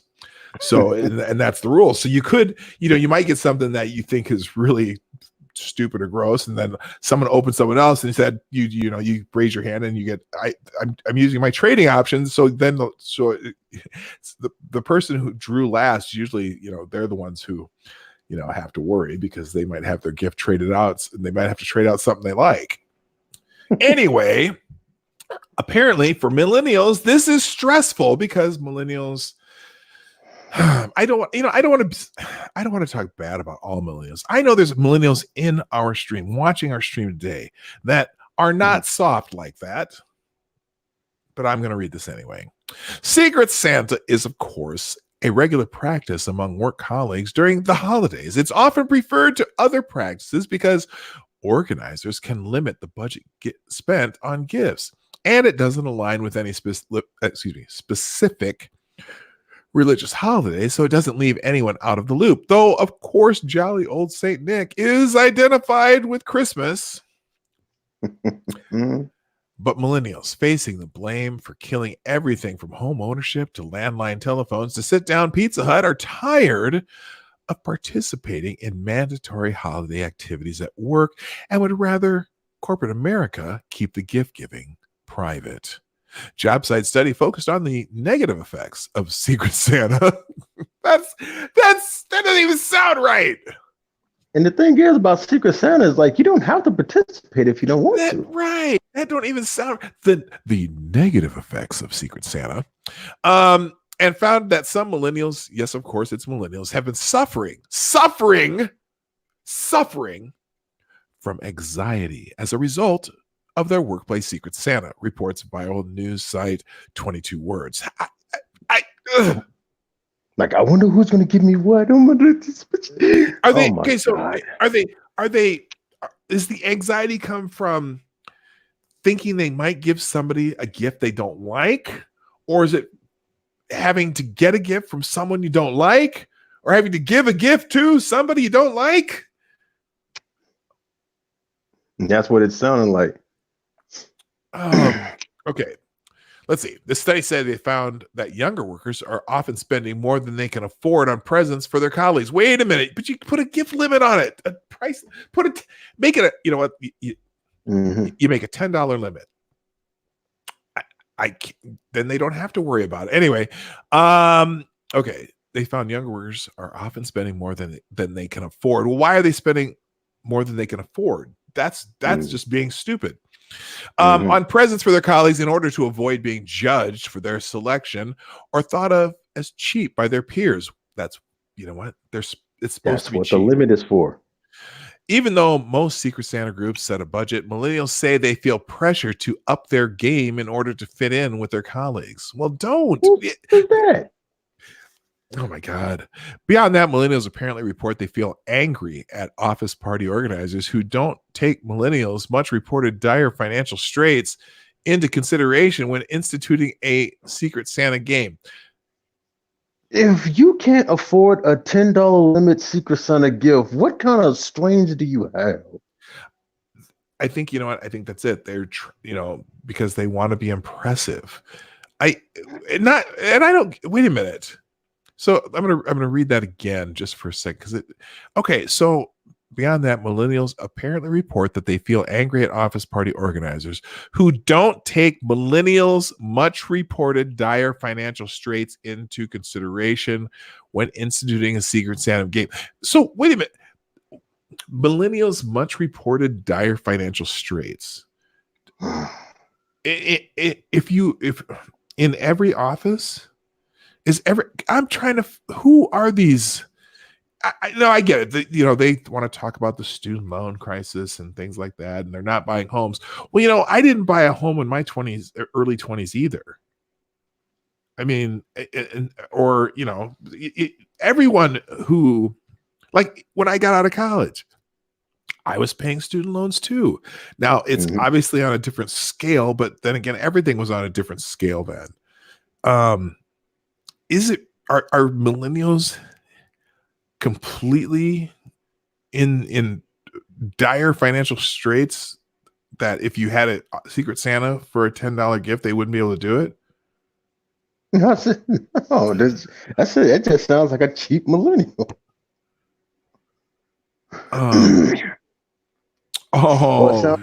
Sounds like a millennial that wants to be expensive, to get a gift for somebody, who they probably would like, or something like that. But they just, oh my God, it's they're driving me crazy. I'm sorry.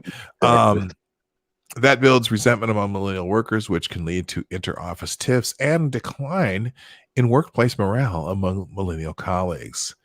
I hope my son doesn't go through this, but my son makes quite a bit of money. He just, by the way, we, as of yesterday, me and Lady Boomer are officially empty nesters.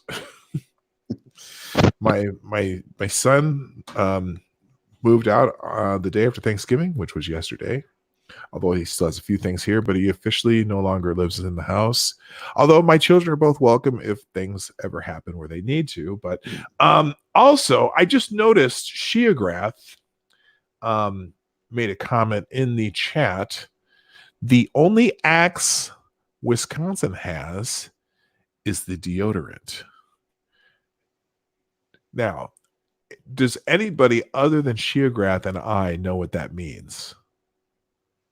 Just curious, chat. If you know what that means, Sheograth, don't give him any hints. Put it in the chat. Pat, do you know what that means? What, the only axe deodorant? The only axe Wisconsin has is the deodorant. Well, I know about axe the deodorant, but okay. Well, what other axe? Clearly, Sheograth is talking about a different type of axe, and it has something to do with Wisconsin. So we'll let the chat figure that out. We'll come back to that and see if anyone knows what that means, other than myself. if you know anything about me and where I live, it might be a hint, but I'm not going to say anything else. All right, so enough of the millennials and their sorry sad asses. All right, we're going to move on to the next one. I have I do have a couple more. Man. We'll figure that out in the. Oh, Chi-Town J, hello, good morning. I didn't see you pop in. Maybe you just got here. All right. Let's see. Did that one? I got a couple more. This is okay. Hang on a second.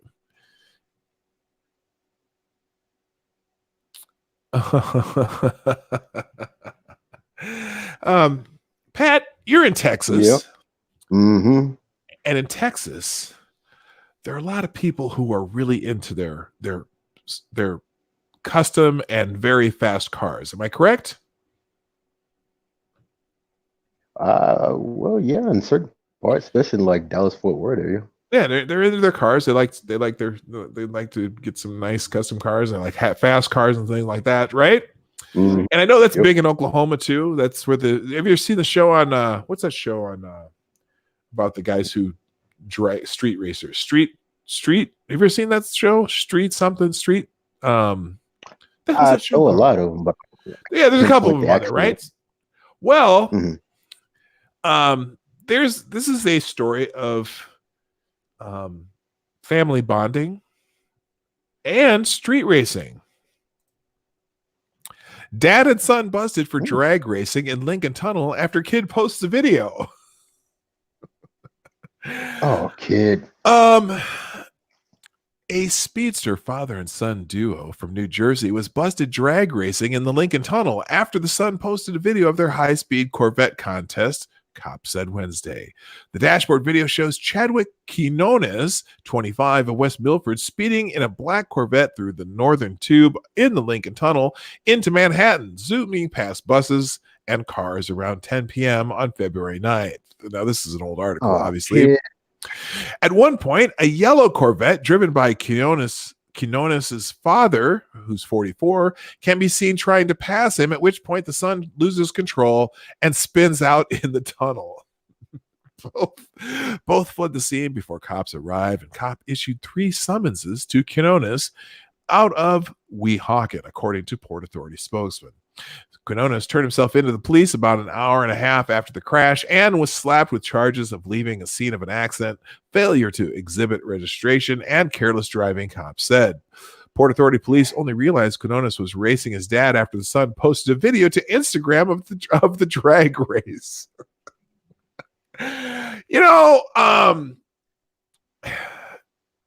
Do we have to post everything on social media? I know the dad got to be like, you bonehead. You dumbass. So here's the Instagram post of the race. Let's just watch this for a little bit. Wait a minute. I don't think you can hear sound, can you? I don't think you can. That's okay. You don't need to hear it. It's here it is. So here he is racing through the Lincoln Tunnel in this Corvette. He's going a little too fast. I'm just saying. I need to turn the okay. I'm sorry. I'm not speeding through a tunnel. Because I've seen videos like this. Oh, there's the car. Oh, there's his dad. Oh no! Oh, damn!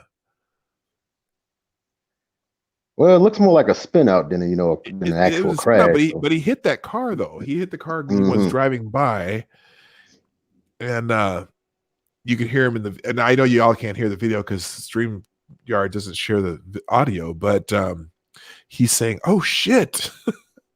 He's lucky it was just a spin out, because had it been a flip, it would be a different story. So, and this was a Corvette, and he just left the Corvette. Here's the problem. Hello, Gulf City, Johnny Blaze. Hello, Pincalo. Here's the problem. You leave the scene of the accident, right? Mm-hmm. Whose car is it? Because they're going to look that up. Right. So what's the point of leaving the scene of the accident? So it's like that's how they got him. They look up the registration of the car and they found out the dad because of the video, and they seen the dad's car. Like, yeah, they saw that yellow Corvette pop up there. I'm pretty sure he got smacked upside the head for this. I'll tell you what. First of all, You get me arrested because you posted that shit on Instagram? Come on, dude. You know he's hot. Man. Oh, man. All right. And my last article of the day. If you're going to run with the big dogs, make sure your place kicker performs the kick. Now, let's see. Yeah.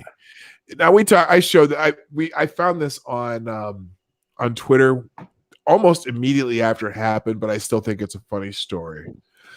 So, the 2019 Egg Bowl, which is a fantastically named college bowl game, when Ole Miss scored with 4 seconds remaining in regulation, the game looked destined for overtime. That was until Rebels wideout Elijah Moore got a little too frisky when celebrating the touchdown that cut Mississippi State's lead to 21-20. Yes, that is more. Wait, okay, hang on. Here you go. Here it is. That's Moore crawling on the ground, pretending to pee. Unsportsmanlike conduct. You gotta. Yep. That's Moore crawling on the turf, pretending to pee like a dog in homage to DK Metcalf, a celebration that drew a 15-yard penalty. Instead of setting up a normal extra point, the try was 15 yards longer than usual. Predictably, Luke Logan pushed his kick to the right, allowing Mississippi State to hold on to a wild 21-20 win. The kick is no good. He missed the kick. There were still 4 seconds remaining when Logan missed the extra point, but that did not stop the Mississippi State bench from storming out onto the field, drawing unsportsmanlike conduct penalties on the entire team. When the field was finally cleared, Ole Miss attempted an onside kick that was recovered by Mississippi State. From there, Mississippi State was able to take a knee and finally watch the final seconds tick off the clock in a win that clinched bowl eligibility. So that's the Egg Bowl is their annual rival game. I thought it was a bowl game. Mm-hmm. But yeah, how would you? Now, come on, kids. This is college. They will call that quick in a heartbeat. In a heartbeat. You know, I get it. So this like the NFL, but in college, yeah, they're gonna call it on you. Right. You know, I get it. Mississippi State is the Bulldogs. They did a little bulldog move here. Here's his bulldog. Yep, flag. You know, how would you like to explain to your alumni boosters? Ooh, dang. Is it hail? Well, he just got a little rambunctious, right? Oh man. So Pat, tell me, I haven't talked to you in a while. Tell me what's going on with oh, hello Beth. How you doing? Beth Castleman has joined the chat. Good morning. Tell me what's going on. What do you got coming up on as far as videos or anything that you're doing on YouTube, or is there anything you got significant coming up that we should know about? Oh yeah, what I got coming up on my Psycho Rick channel, I'm saying mostly is I got a lot of content coming with a lot of rest in peace homages and things like that. Now I'm basically like setting up for like next year. Okay. And plus I've been kind of like been secretly like throwing like on my Twitter and things like that, like a new character that I'm trying to make up, and like a little parody account, things like that, kind of to like have fun with other people, but it's like it's not currently ready yet. Oh, okay. So for those of you who don't know, Pat's Psycho Rick channel is like it's mostly creepypasta narrations, and then also just different stories. Like you did the Marilyn Monroe one, that was pretty cool. Mm-hmm. I don't know if you didn't know, I also have a very minimally used creepypasta channel, which is it's Lucky. What is it? I can't remember what it's called. Oh, Creepy Dog Productions. So it's kind of fun making those stories, but yours are really good. I've listened to quite a few of yours. Yeah, I'm really getting into that because it's part creepypasta, part like true crime, and into the fact where I'm gonna be like narrating a lot of like horror video games that have came out over the years and things like that, and just basically like telling the story of how it went all in the game in like a in like a story time mode. Right. Yeah, no, yours is great. You have a great voice for that, and it's really good to listen to. All right, now I do have the article that you sent. We'll do that one, and then we'll get into what's trending on Twitter, and then I gotta get out of here. But so here's the story that Pat sent me earlier. That wait a minute, what? Get off my screen! Oh no! Oh, this is just ads. When I saw that, I was like, I knew it wasn't going to be too long before one of these snowflakes snapped. Okay, wait a minute. I can't. Why is this not let me do this? All right, we're gonna try this again. Oh, is this on a paywall? I don't think it. The Cal student, the Mercury News Cal student one, right? Mm-hmm. Okay. Let me see if I can get this to pop up without me. Okay. I've never known Mercury to put up a paywall. Okay, I think I got it fixed. Okay, here we go. So, you've reached your monthly article limit. Is this, I wonder if it's related to the New York Times or Washington Post, because there's a couple that I can't do because, oh shoot. Hey, do you think you could pull it up and share it on your screen? I'm on a tablet right here, and I'm not. Well, you can share a screen on your tablet. Oh, I see. But yours is, you got the StreamYard thing up front. Mm-hmm. Yeah. So it's like right. They won't let me do it without kick me off the StreamYard. Oh well. Oh, the question. I know you, P-Dog9, I know you coach basketball, but do you prefer basketball or American football? I played both. I preferred basketball, and I actually enjoy coaching basketball. But I probably, as far as watching, I like them equally. I don't watch a lot of sports on TV anyway, but I do watch a little bit of both. I love American college basketball. That's probably my favorite sport to watch. So to answer your question, okay, unfortunately I can't do that one story, but Pat, as you are familiar with the show, you know that what I do on the show is I usually finish out the show with the daily Twitter trends, just so we know what people are talking about now, what people are going to be making videos about that you'll be seeing in the next few days. So let's check out the Twitter trends for today. Now, interesting today, the top, when you do Twitter trends, there's always a story at the top when you click on the notifications. And today's notification story is NFL free agent Terrell Pryor in critical condition after being stabbed. Now that sounds sad. According to ESPN's Adam Schefter, Pryor was stabbed in the shoulder and chest. Wide receiver underwent surgery on Saturday morning. Let's see. Stabbed in Pittsburgh overnight at the Hines Lofts apartment complex. Sources have confirmed a picture. Pittsburgh Action 4 News. So let's click that because I usually like to see what's going on there. All right, here we go. Is this another one of those? Damn it. Okay, it goes away good. Terrell Pryor in critical condition after being stabbed at a Pittsburgh apartment complex. Sources say he's in critical condition. Is that all there is? Okay, this must have just broke that they know that. Jeremy Fowler reports that a close family friend for Pryor said the family expects him to survive, and family is by his side as he recovers from surgery. He's in critical condition after being stabbed last night in his Pittsburgh apartment. That's all it says. Sources tell. Here we go. Sources tell Pittsburgh Action News 4 a woman is in custody at Pittsburgh Police Headquarters in connection with the stabbing. Her identity is unknown.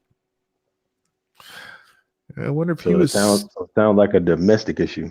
Either a domestic or he was,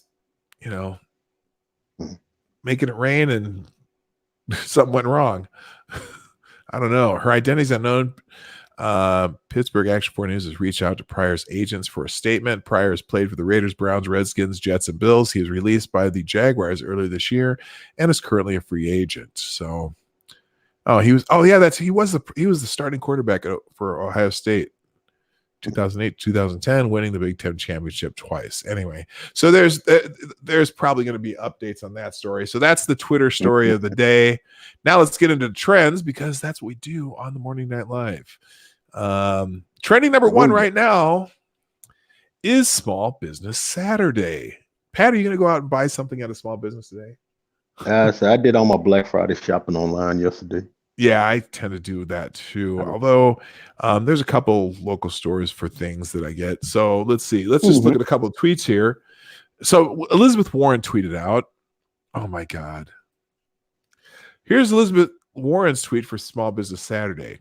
Happy Small Business Saturday. I've got a plan to use $7 billion with a B in funding grants to help entrepreneurs of color get their small businesses off the ground and fully close the startup capital gap. She's pandering for that black vote. She certainly is. You know, and I don't have a problem. First of all, I hate the term anything of color. I like yesterday, although I didn't name my stream yesterday Friday of Color. Because but it's no. Black people.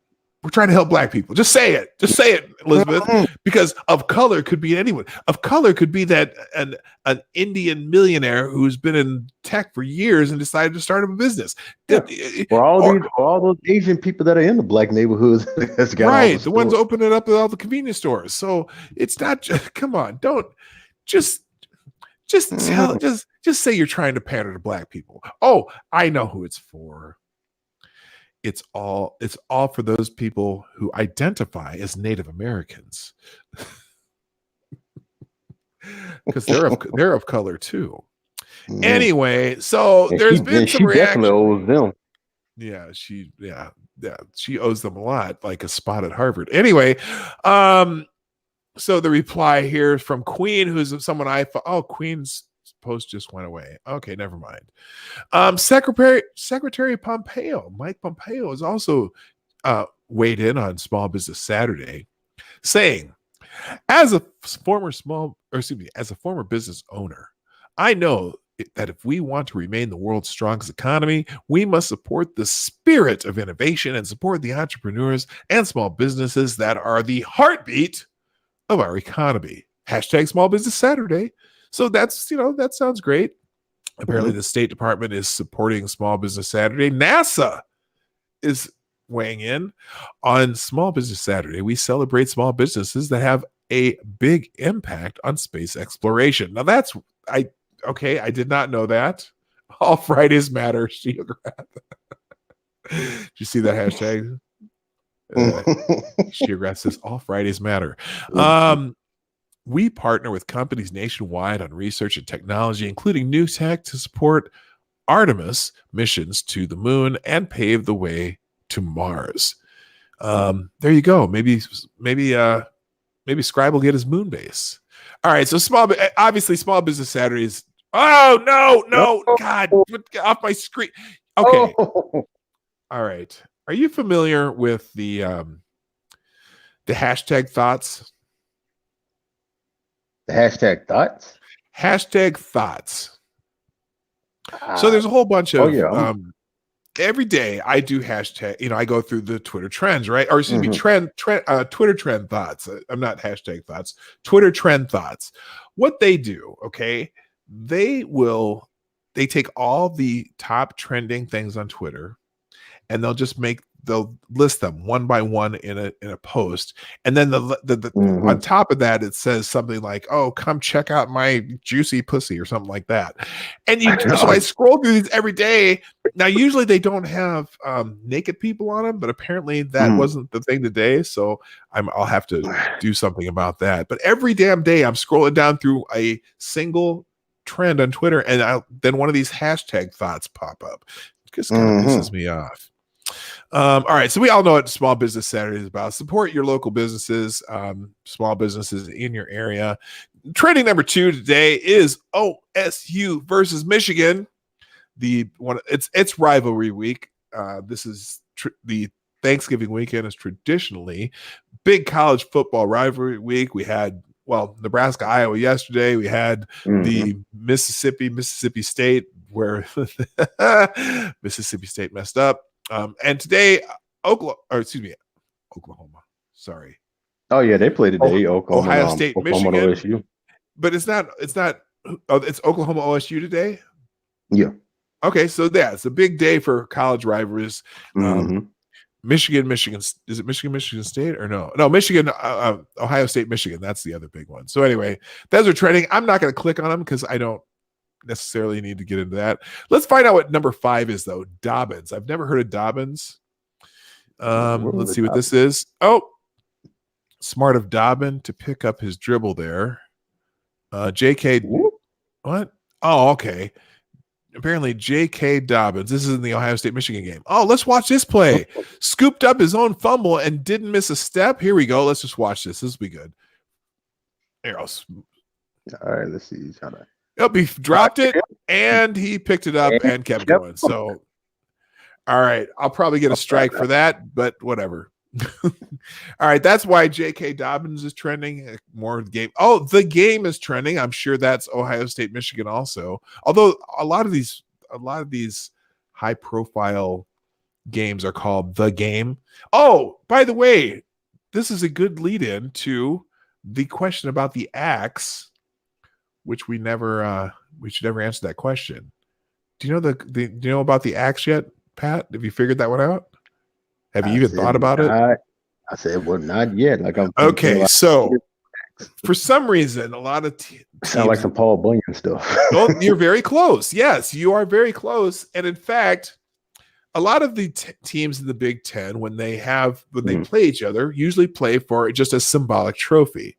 Okay, so and Minnesota in particular, almost every one of their Big Ten games has some goofy trophy attached to it. Well, the Minnesota-Wisconsin game, they play for Paul Bunyan's axe. And that's what the axe was about. And so Shia who is a very partial to Minnesota type of things, likes to talk about, gave us the little axe trivia question there.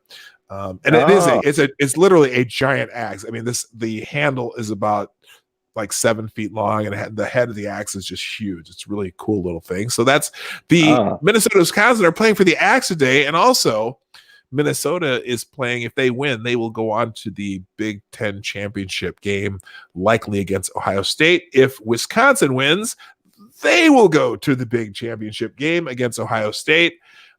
So it's a huge game for Minnesota and Wisconsin today. So it's kind of like when Texas and Oklahoma play for the Golden Hat. It's exactly that. Texas and Oklahoma play for the Golden Hat. Minnesota and Iowa play for Floyd of Rosedale, which is a giant pig trophy. There's a bunch of those rivalry games where they get a special trophy out of it. So what's the old? There's one that's like the old wood bucket, and I thought that was the cool. Is that the Harvard? Is it Harvard Yale that play for the wood buckets? I can't remember who plays for the wood bucket.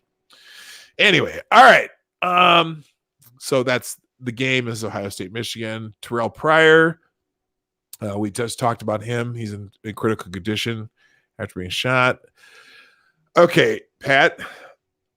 Now, when I go through my Twitter trends every day, there is one subject in particular that is an immediate click back,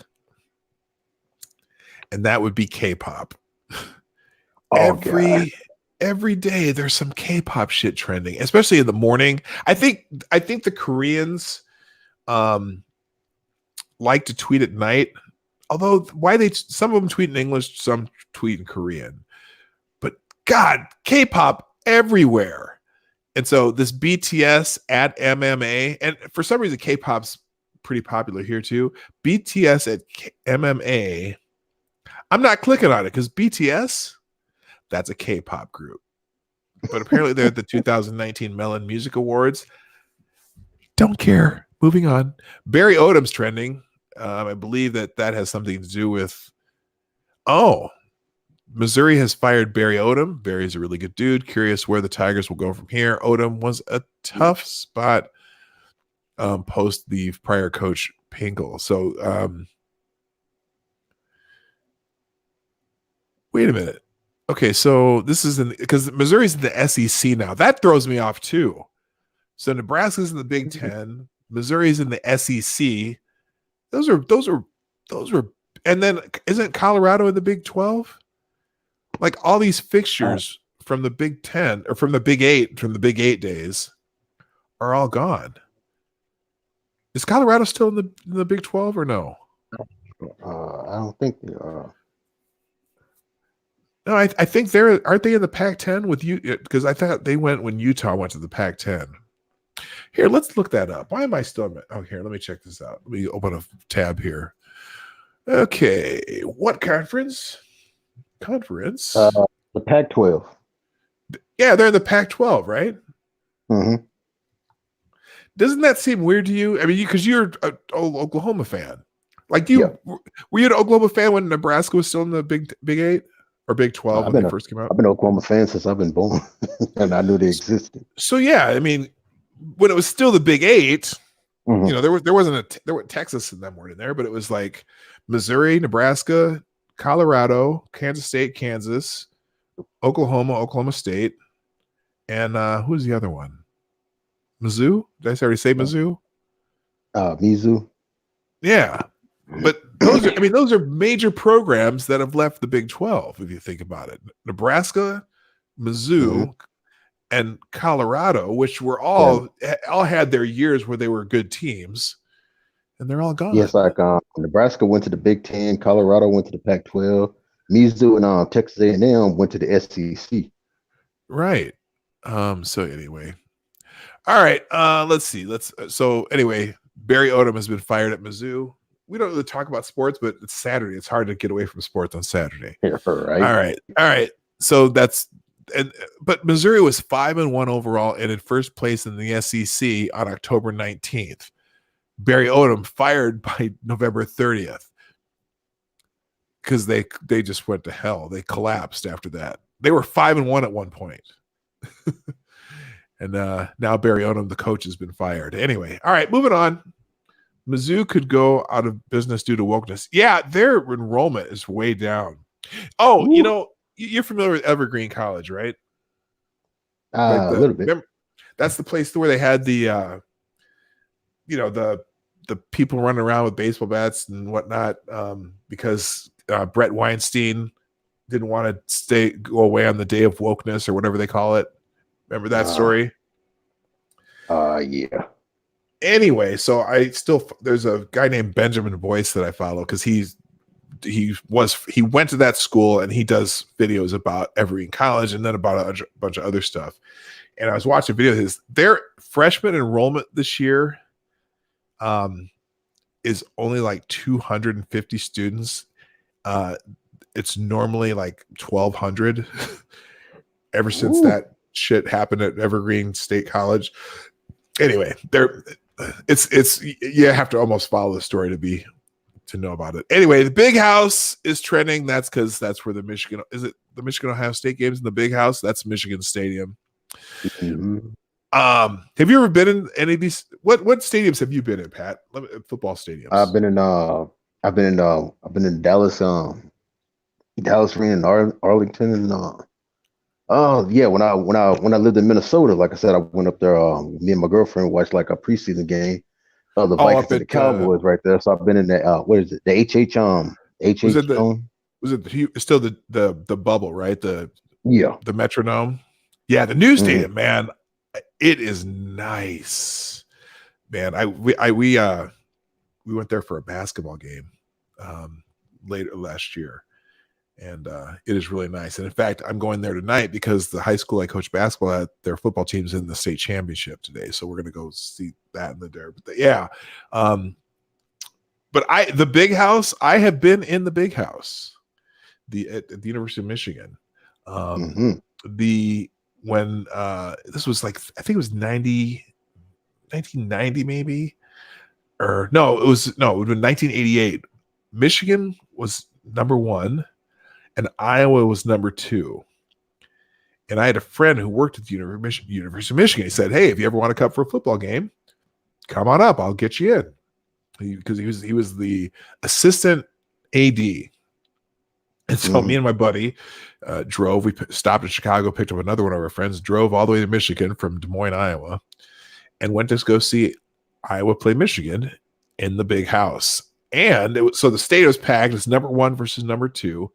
and my buddy got us these passes that said we were recruits. So our seats were like in the front row, and then we also could go on the field anytime we wanted to. And so we're standing on the field. Yeah. Also, you know. I've been in the Target Center. Oh, okay, yeah.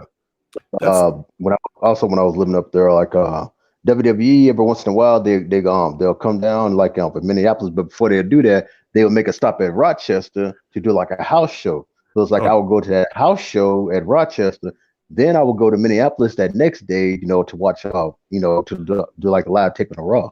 Like I said, expensive tickets, but well worth it. Oh yeah, no, those WWE events are actually very fun. Oh man, I love them, man. They're a hoot, though. Especially when you get to interact with them. Oh yeah. No, I didn't really get to do that. We went to one. Gosh, the only person I remember that was on the card was the Big Boss Man. Oh man, that was back in the day. That was way back in the day. Big Boss Man, and the Ultimate Warrior was in that one too. But yeah, it was way back. Oh, Kurt Hennig was there too. So this is back in the late 80s or whatever, early 90s. But yeah, those events are fun. No, it wasn't the early 90s because I lived up in Minneapolis. But anyway, all right, let's see that. So the big house is trending because the Ohio State Michigan game. Chunga. What is Chunga? What is Chunga? K-pop. Click. Bye. Sorry. No K-pop. Norden. What is Norden? Nordin. The Wolverine Daily. What the hell is that stupid formation? We're just doing for Norden to miss a goddamn extra point. What the hell? Apparently someone at Michigan is salty because their kicker missed a field goal. God. Following Twitter when Twitter is funniest when there's a big game on and the people who have something bad happen start tweeting. So this dude, how many times do we have to see Quinn Norden miss a field goal? He's fucking trash. Penn Staters everywhere cheering another Quinn Norden XP miss. So apparently Quinn Norden missed a field goal at the Ohio State Michigan game. All right, moving on. Don Brown. I think everything's going to be about Ohio State Michigan today. So that's like the game of the week. Michigan fans ready for an upgrade from Don Brown. That's a Michigan thing. I'll say it. We're just going to keep moving down until we find something that's not Michigan. Oh, maybe Allison has nothing to do with Michigan. We'll see. Oh, nope. Oh, Scandalous by Mark Ad. This is a soccer thing, and I usually don't pay attention to soccer.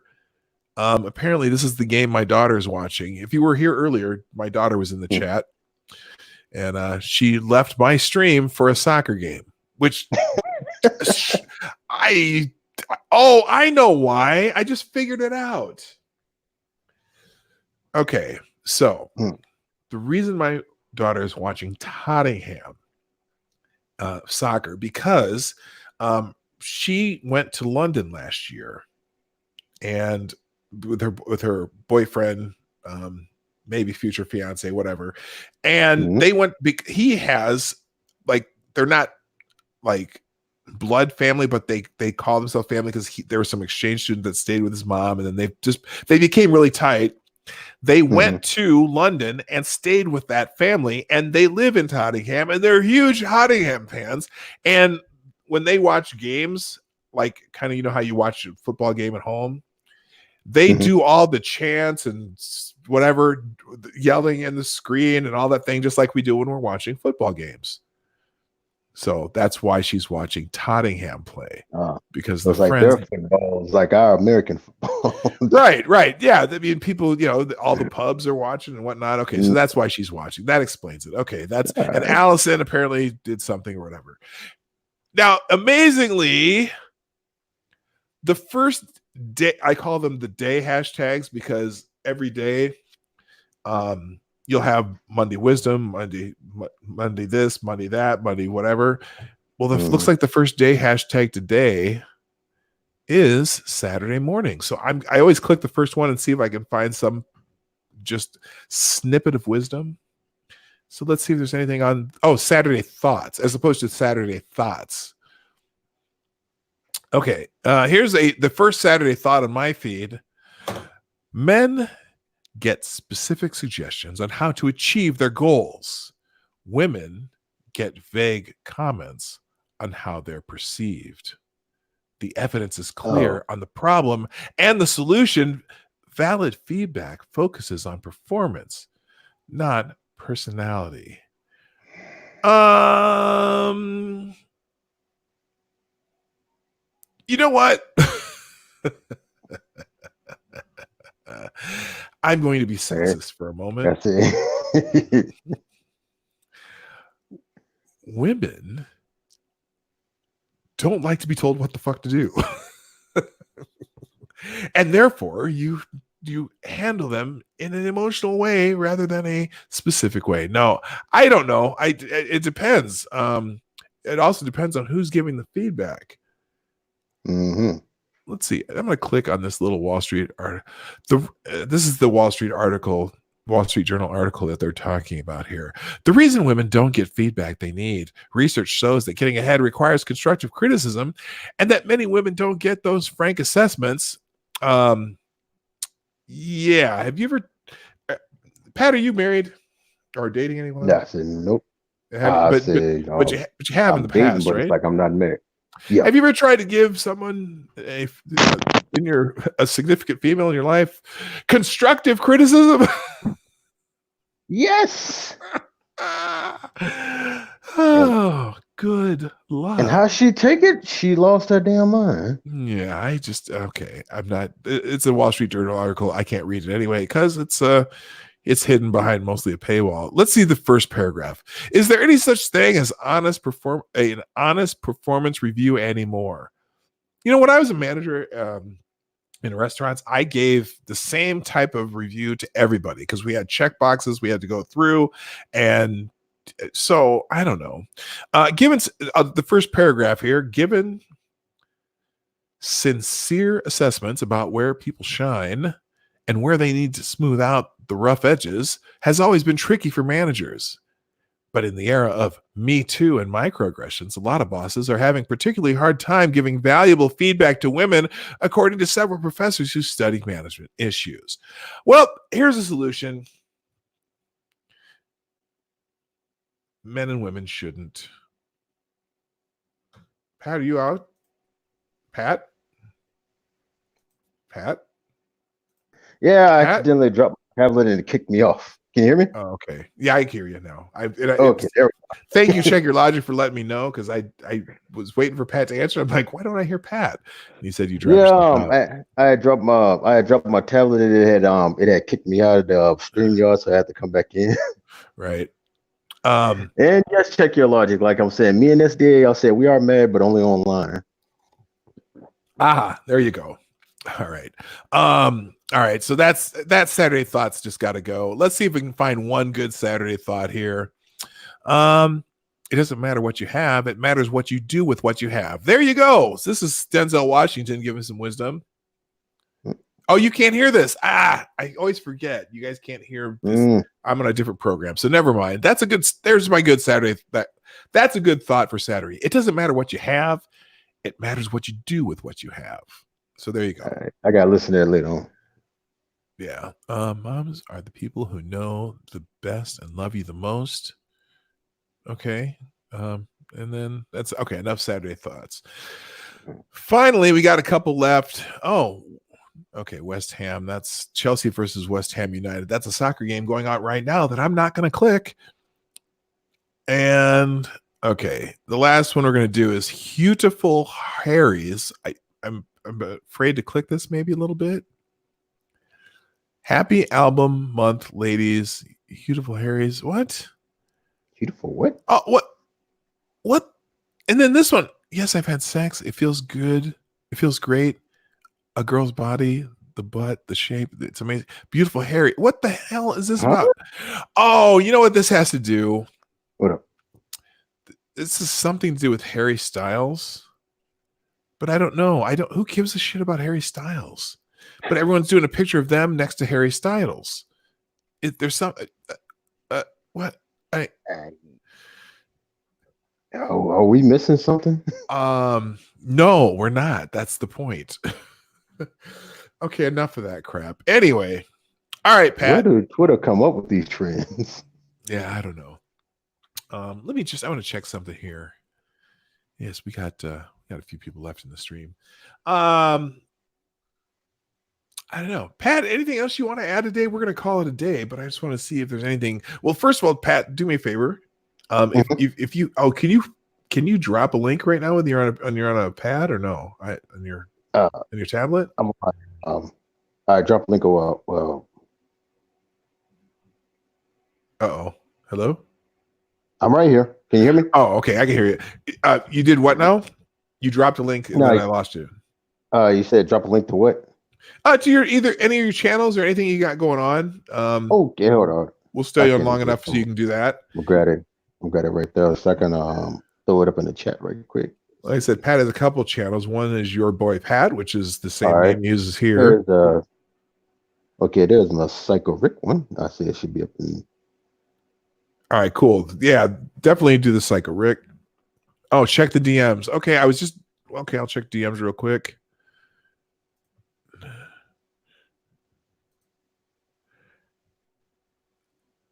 Oh, here we got here. This is the oh, you know what else today? They did NFL College Game Day from the Minnesota Wisconsin game today. So here's a picture Sheagrath put in the DMs here of people waiting for the Gopher game. I don't know what that is back there, but actually I have a cousin who plays for Wisconsin. My cousin's son plays for Wisconsin. He's a defensive back there. Anyway, so there you go. That's the Gopher game. And then what else you got here? Oh, that was from show number 200. So is that really what you wanted me to show, Sheagrath? Yeah, and there's my Your Boy Pat. Okay, good. So in the chat, you will find the links to Pat's channels. Anything else you want to tell the folks before we get out of here? I said just check out my channel, my content, especially my Psycho Rick one, because I'm really trying to get that one up there. That's the one I'm really trying to boost up to hopefully one day I can actually get this silver button. But I got a lot of content to do and I got a long way to go. But it's I'm doing my best to try to promote it as best as I can. So it's as time goes by to get there. So it's check out my content on Psycho Rick, and if you like it, like, share, and subscribe, and pass it around to everybody. Yeah, it's an awesome channel. Yeah, it's funny. Those are the kind of channels that you'll go for a long time, then all of a sudden it'll blow up because somebody saw it and tweets it out. So the best way you can help content creators is to just tweet or retweet out things they tweet about their show or content, not necessarily tweet and retweet everything they do, but that helps people a lot. It won't let me drop them in the it won't let me drop them in the chat. Oh, here, let me see. Oh shoot, what's going on here? Oh, you can't do links. Okay. Here, hang on. Give me a second, Pat. Give me a second. I'll fix that right now. Watch this. And now you can. I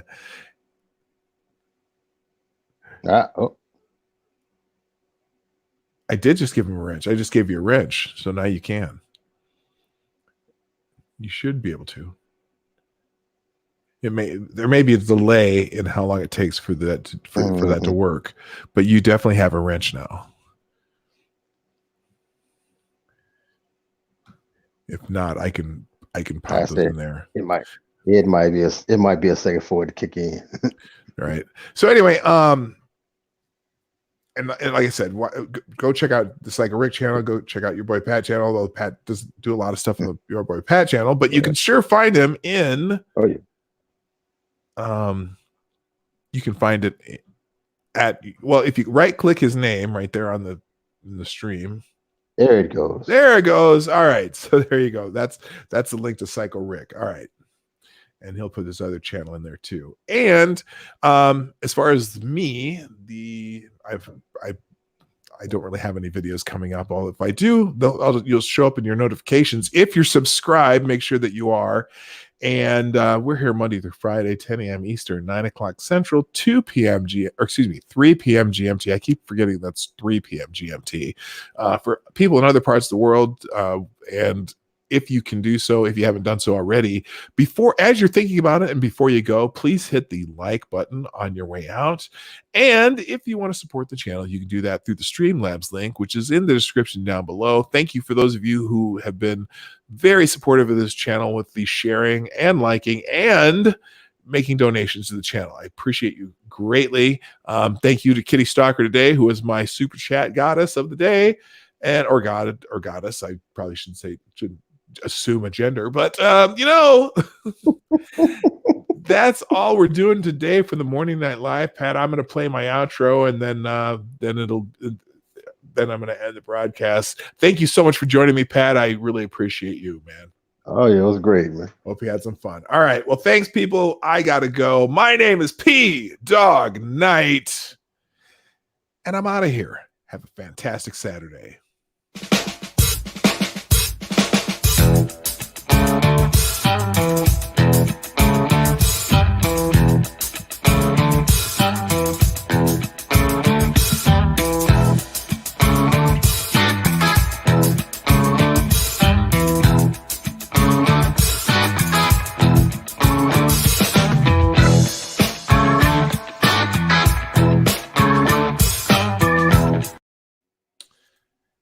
And we slowly go out with